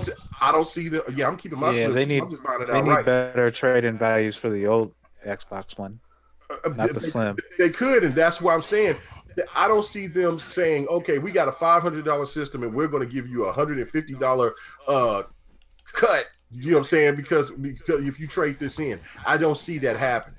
They lose money, so it would have to be between 400 and 450 in order for that to happen, to where it's going to be competing with the Pro and with the Nintendo Switch.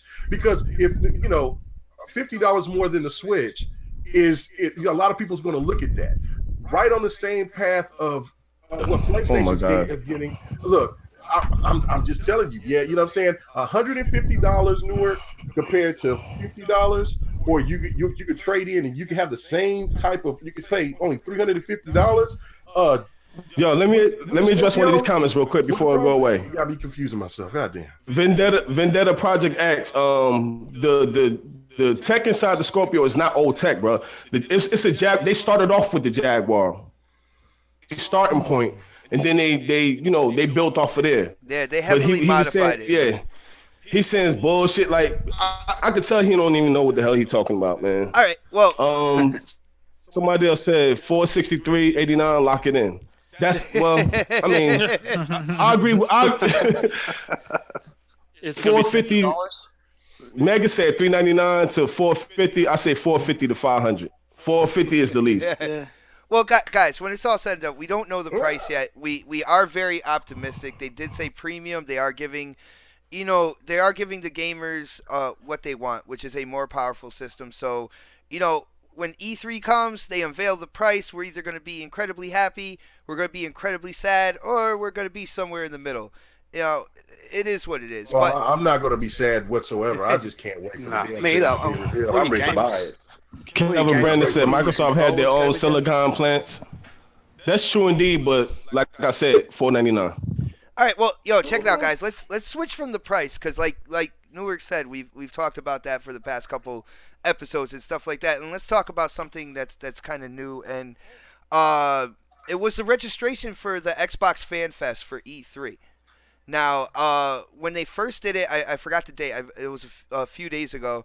They opened up online registration for tickets, and I believe there was a glitch in the system where a huge amount of people had gotten tickets within the first round that weren't supposed to. They actually shut down that whole thing, and they voided anybody who actually got through and got tickets. And I believe they're starting it up this Wednesday coming, right? I believe it's the 26th. They're doing it again.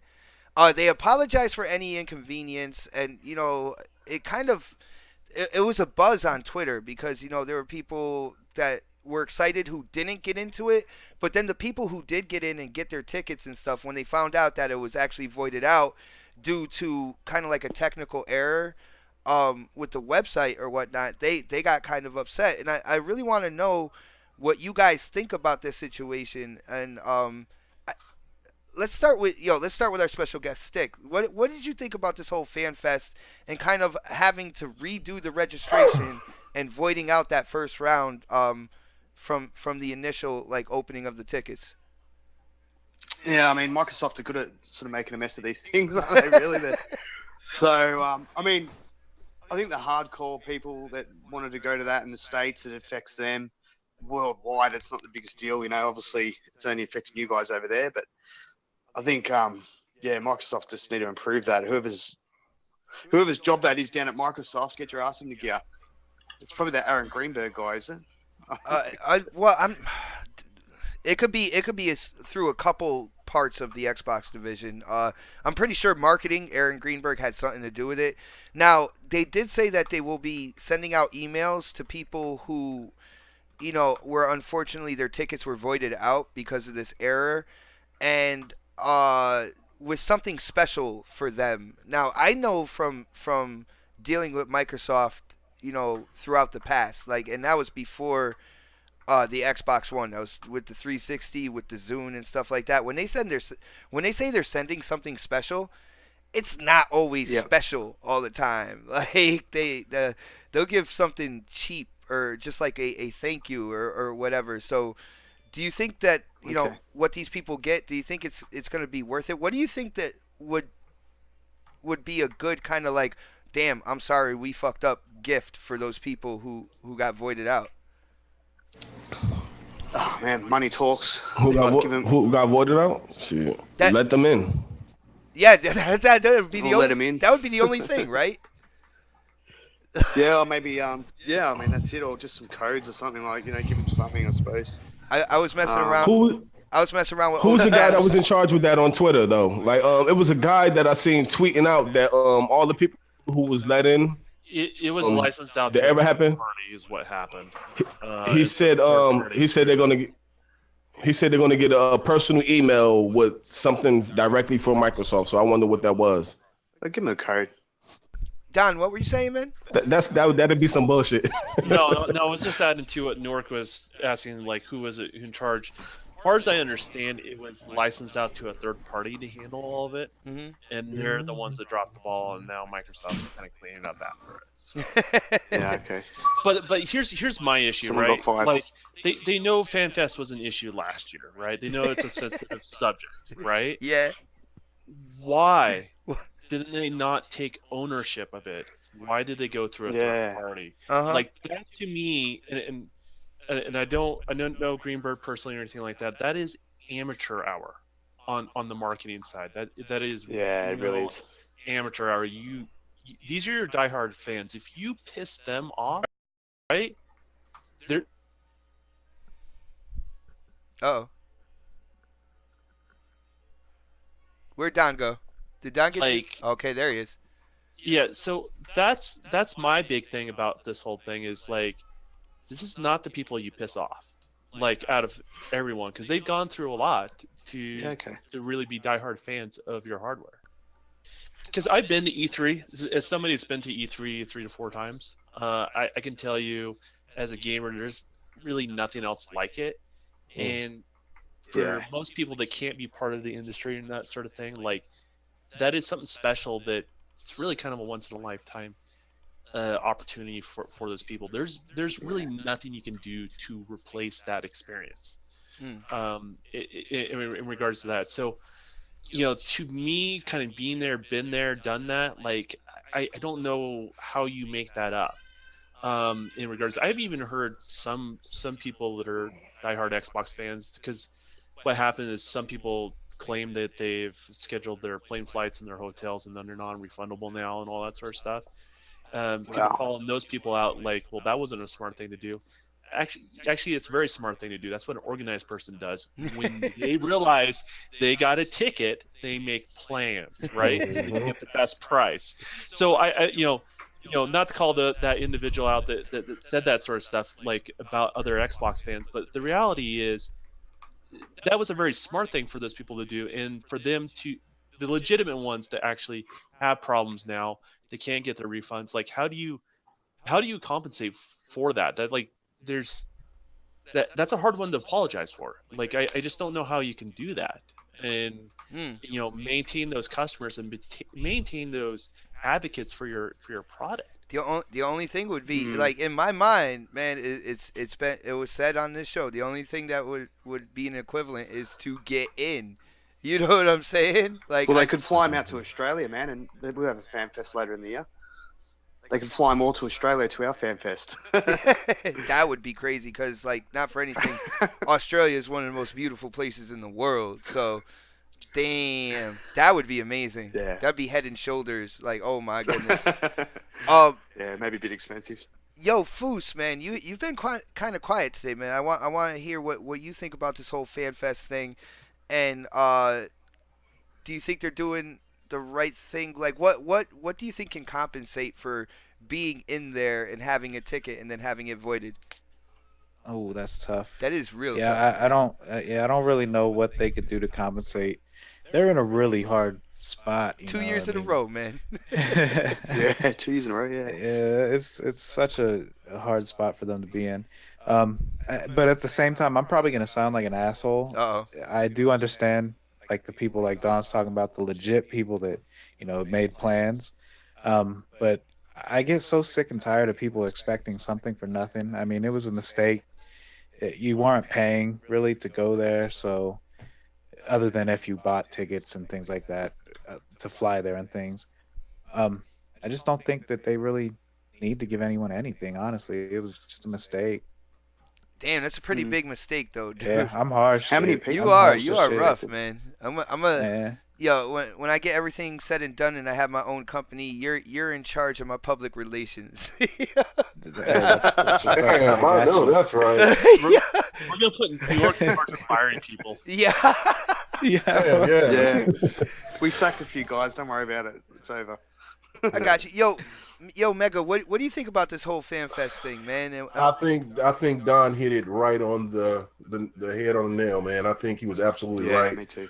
It's the thing of where, look, I get the point. Yeah, it was a mistake. Everybody makes mistakes, but look, man, you know what? If I got one of those tickets, the first thing that I would have done was hit the old lady. Was like, look, I know we had plans to do this, but I'm going to E3 because this would be my first E3. Mega. It's been a dream for me from day one. Ever since Hey, I've Mega. been a gamer. You know what I'm saying? It's new about E3. What's up, man? What's up? Newark? Lady Infamous got one, right? Yeah, I know. She was mad. She was Yo, that was crazy. She-Wolf got one as well.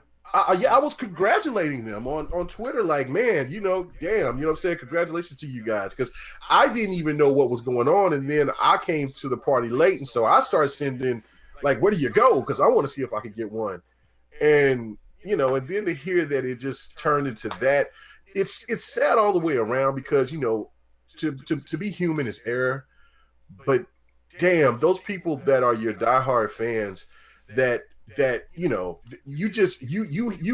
turn something that you had a customer for life to actually may not have a customer at all. You know what I'm saying? True. Yeah. So it's one of those things to where I understand what Fuski is saying. It's a mistake. You know what? People want shit for free, but damn, man, you know what? When you told me that I had the ticket and now you just broke my heart like that, you got to compensate some way, shape, or Got form. to be more careful. You got to be more careful, because that wasn't their fault that you lit up their day. You know what I'm saying? And it's not their fault that you fucked up their day. So the best way to do it is, if you can't do it for this year, set it up for next year. Give them some kind of compensation for next year. I like what Stick said, man. Fly him out to Australia. That would be. Well, I mean, but you know what? Come on, if these people is in the United States, and then, I know that they got the money and they got the resources to do that, but I was ain't joking. But I would take it.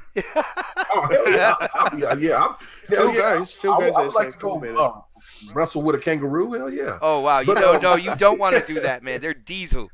I know. One was swole. I seen. He had that dog in that headlock. That shit was crazy. Anyway, Yeah. that dude stole on him too. But no. The thing of it is that I think that you just, you got to make it right. And I think the best way to do it is that if those people got a ticket, they might not could come this year, but have them to come next year. You know what I'm saying? So I got an idea. Give them a VIP access for next year. So I got an idea. So what do you guys think about? Yeah, that's true. Is a consolation, right, for those people. You give them the option, if they wanted to fly out to Redmond, they hold a special Xbox kind of thing just for those people. I'm down. They get third party involved. They just do kind of like an Xbox FanFest on the Redmond campus. Shit. That would be wild. That would be crazy. And another thing is that we've been actually wanting Xbox to have one of these type of PlayStation experiences. So, what I'm saying, if Xbox could have, this could be the start of their own experience that we've all been asking for. So that would be perfect. That would be absolutely perfect. Well, then it's also a little bit more. It's big, but it's also kind of still small. It's just the Xbox fans, right? And it's the diehards, and it's you have Phil. Phil carries a lot of weight. He carries himself like a normal guy, but at the end of the day, he's looked up to by gamers, right?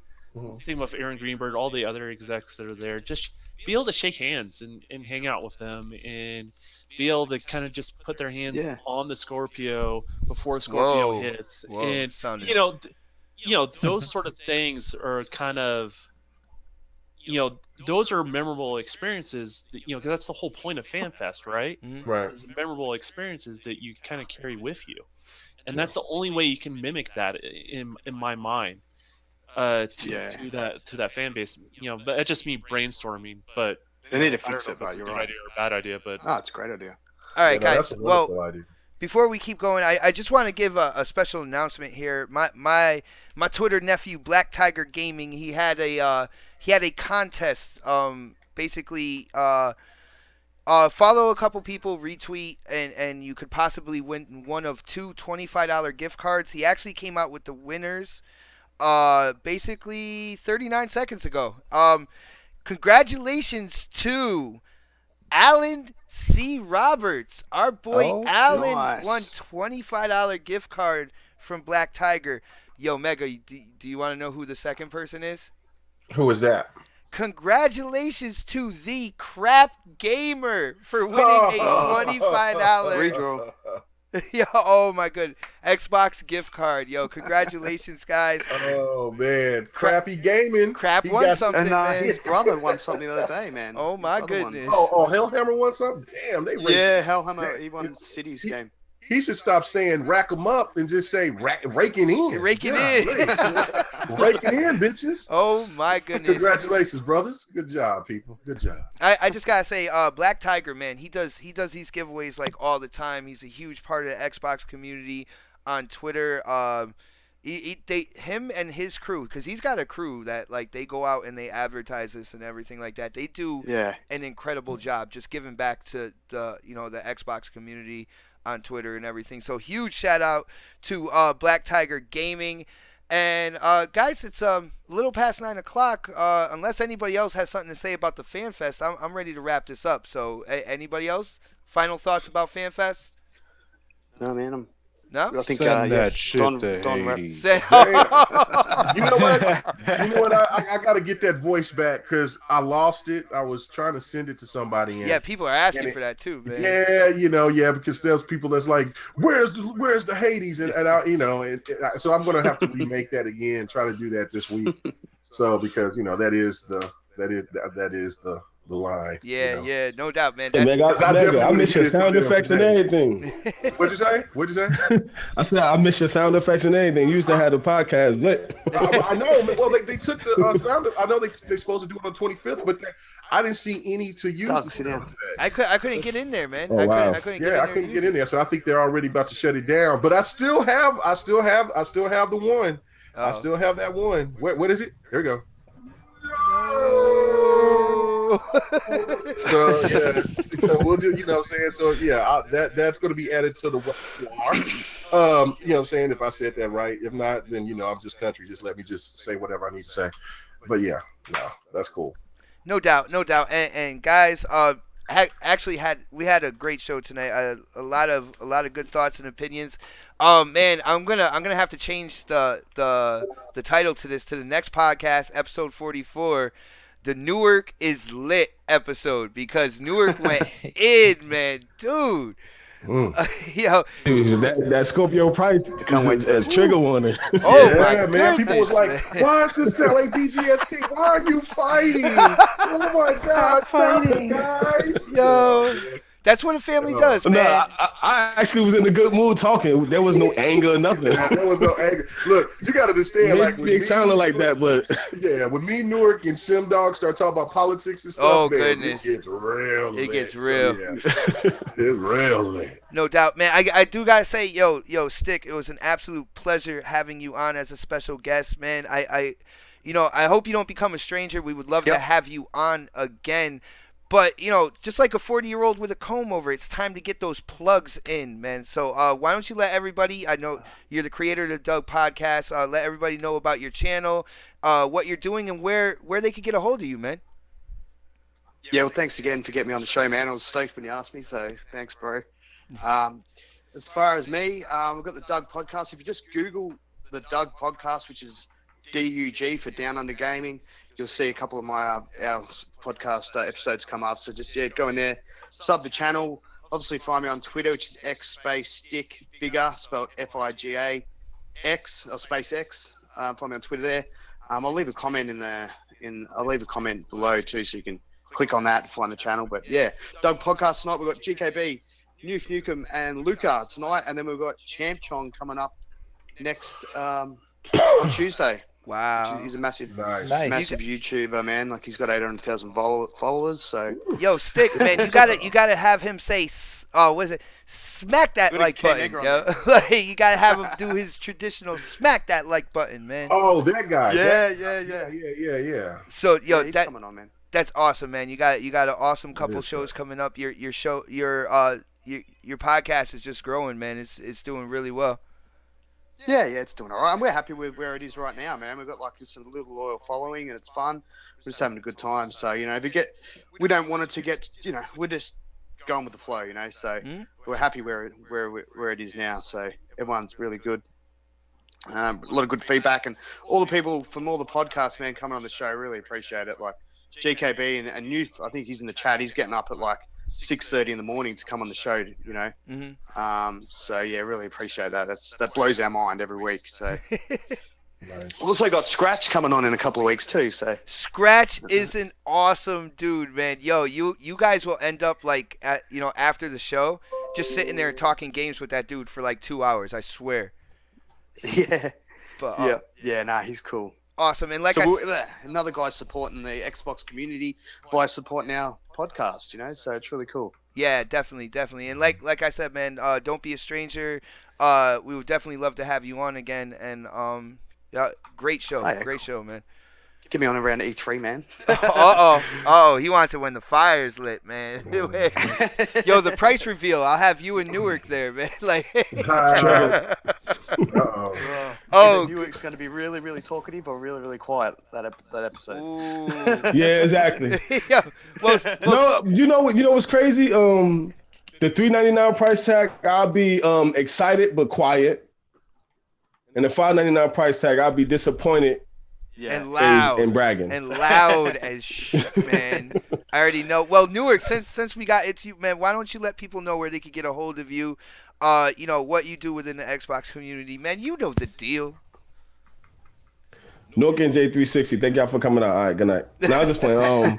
Mainly I'm on Twitter. I spend most of my time on Twitter now. You know, just scrolling through the feed. Y'all can follow me there at Nook NJ360.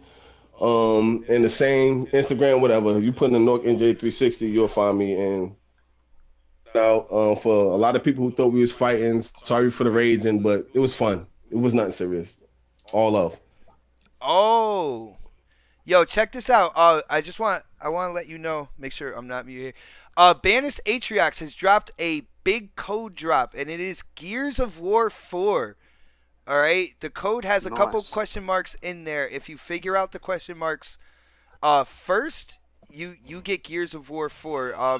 Just scroll up in the chat a little bit and mess around. See if you can actually get that code. Yo, big shout out to Banished Atriox, man. That was awesome. Thank you, dude. Oh, nice.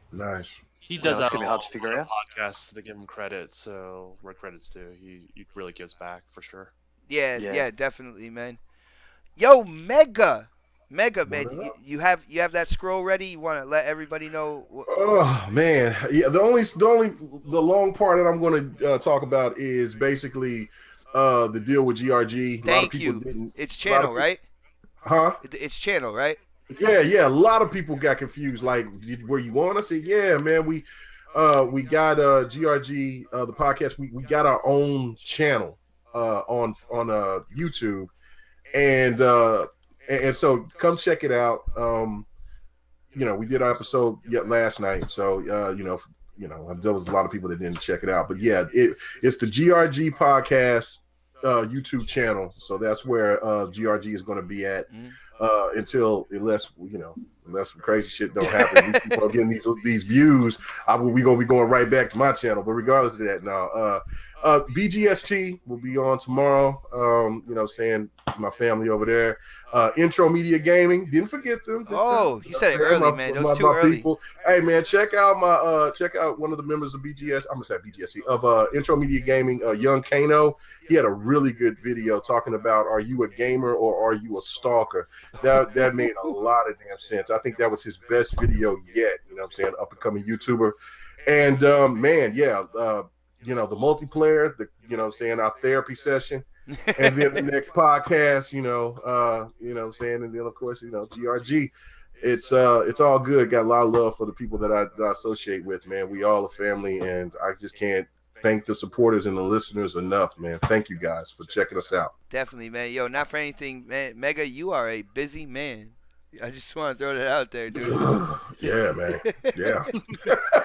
Now, Mega, but I love it. I love gaming, man. I love gaming. I love talking about it, man. I just, I love playing games. I love talking about it. It's just, All right, yeah, Mega. I just wanted to straighten it all out. So GRG Podcast now has its own channel. Now, with that being said, is it just going to be the GRG Podcast, or is there going to be other content on that channel as well? Every member of the GRG podcast will put their videos in there as well. So it's kind of like a little community thing where it's not only just the podcast, but it could be their videos, whatever that they want to post up there, gameplay videos, whatever. So hope you guys subscribe to that channel and keep showing us support, man, because it's awesome. And then one last thing, I'm on Xbox the store, and I'm in top free add-ons. There's a gang of just free add-ons all over the place. So I'm looking at like Deus Ex Mankind, they got DLC for free. Mad Max, Assassin's Creed Syndicate, like just a ton of different free DLC, if you guys want to check those out, if you have those games. Yeah, I mean it's pretty loaded, man. So yeah. Yo, the add-on to what you were saying, if y'all go to storeparser, PARSER.com, it would tell you all the cheapest and free items on Xbox Live Store Marketplace. There goes the wizard. Just to put that out there. Where is that at? I'm on my phone right now. It's STORE Hold on, PARSER. Let me get. I got a lot of apps on my phone. I got a lot of apps on my phone. He got tabs open. I got to get my tabs. All right. Okay. Here we go. All right. Spell that again. STORE PARSER.com. All right. Storeparser.com. Wait, how you spell com? What happened? Oh, hey Don, are we gonna do our thing tonight? Yeah, we're gonna do that. Let's All go. right. Oh, yeah. And last but not least, with my whole scroll, the dev and the gamer is back for episode 2. I know I've been like an old man and falling asleep. He's been waiting on me, man, and I've been like, all right, I'll be ready for you, and then I'll just crash. But tonight we're gonna be doing it, so yeah, look out for that. Nice. And also, shout out to O Snaps right now. She's like, she asked if we heard about the Friday the 13th game theme that was actually accidentally dropped on the PS Store, and then they pulled it back. So I guess with the Friday the 13th game, when it drops, there's going to be a premium theme on the PS4. So that's pretty cool right there. Can you imagine the premium theme that has the movement and stuff, but being Friday the 13th? Yeah, they prematurely put that out there. Yeah. Let's see, Foos, the golden voice, man. I don't know if you were saving your voice, you're sipping tea over there, but you did put some really good opinions in there. And why don't you let everybody know where they could get a hold of you, man? You know the deal. Yeah, I was just chilling, sipping on some boiled banana juice. You know how I do. Nah, for real. Hey, you can find me on Twitter and all that, but the best place to find me is on Xbox, because that's where we can get that gaming in. Fooskies, FOOSKEEZ, not hard to spell. Pretty original. I think you should be able to find it. Yeah, I've been playing that Rainbow Six still, but I'm down to play whatever. So hit me up, dude. That Rainbow Six gameplay, it just gets better and better. Like I have to put everything together, and when I do the overlay that is up in the upper right hand corner, I have to let everybody's gameplay play through. Right, I can't just throw it on there and just be like, it's done. So I get a chance to see it, and dude, I swear, almost every week I look forward to the Rainbow Six gameplay that Foos is dropping, because it just gets better and better. I'm like, damn, did he just do that shit? That was crazy. Just murdering the whole team, Oh dude. my It gets nuts sometimes. goodness, Sometimes Great I game. have to just put the controller down and let the ray of sunshine that God is shining down on me at that time. Whoa. He said God rays. Yeah, he said he got God rays, man. Whoa. Yeah. All right, man. Nah, Well, but that game is a blast. So hit It me is a up if good you want game. to play it. definitely. Yo, Don, man. As usual, why don't you let people know if you've been up to anything? I know you did drop a video, like it was a while back, but it gives good information about like kind of graphics with Scorpio and whatnot. So you could let people know about that and basically where they could get a hold of you and stuff, man. The easiest way is when we have a link underneath the video, but this week we don't have it. We don't have it? We don't have it this week, just so you guys know. No, we do. Oh man, you had me like, oh. I'm just giving you crap. They're Xbot, but no, we do have it. You click on the link below. You can follow me on Twitter or anybody else here on the podcast. The only one that's probably not there is Stick Figure. Yeah, that's got to go up there afterwards, man. Yeah. So that's just a normal cast, of course, as of right now. But that's the best way to get hold of me via Twitter. If you look at my Twitter handle, it's pretty much my gamer tag as well. It's just no underscore. It's just a space between the Dawn and KTR, which stands for Kiss the Ring. And if you want to follow my YouTube channel, it's Happy Little Polygons.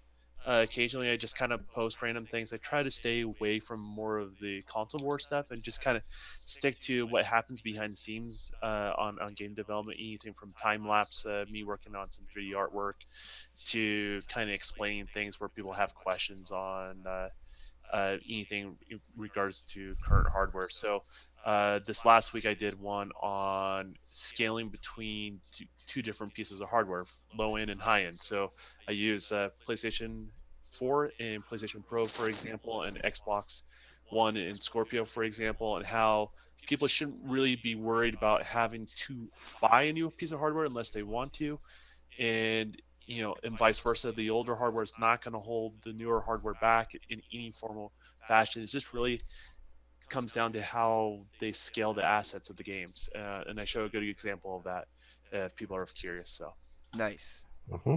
Nice. And with that being said, I believe we got everybody, right? That was such a long outro. I believe we got everybody here. Sorry. No, we do it every week, so it's all good. Yeah. And shout out to Sticky Figure, man. Thank you for coming on to the show, bro. Yeah, no, thanks for having me Yeah, again, bro, man. appreciate it. was really good fun. Nice. And as I like to say, it is Saturday night. I know the gamers out there want to get to gaming. I believe K Mega and the Don, they got some work they got to do as well.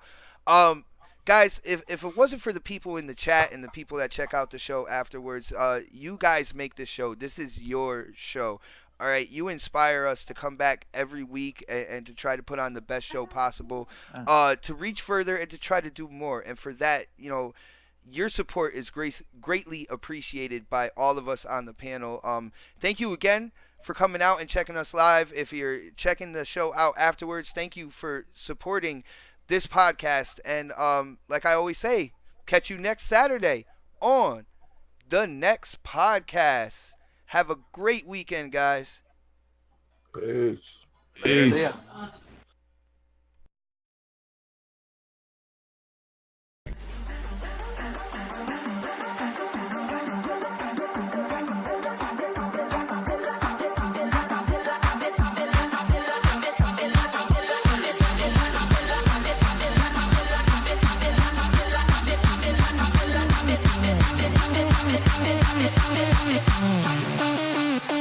Down off the drop.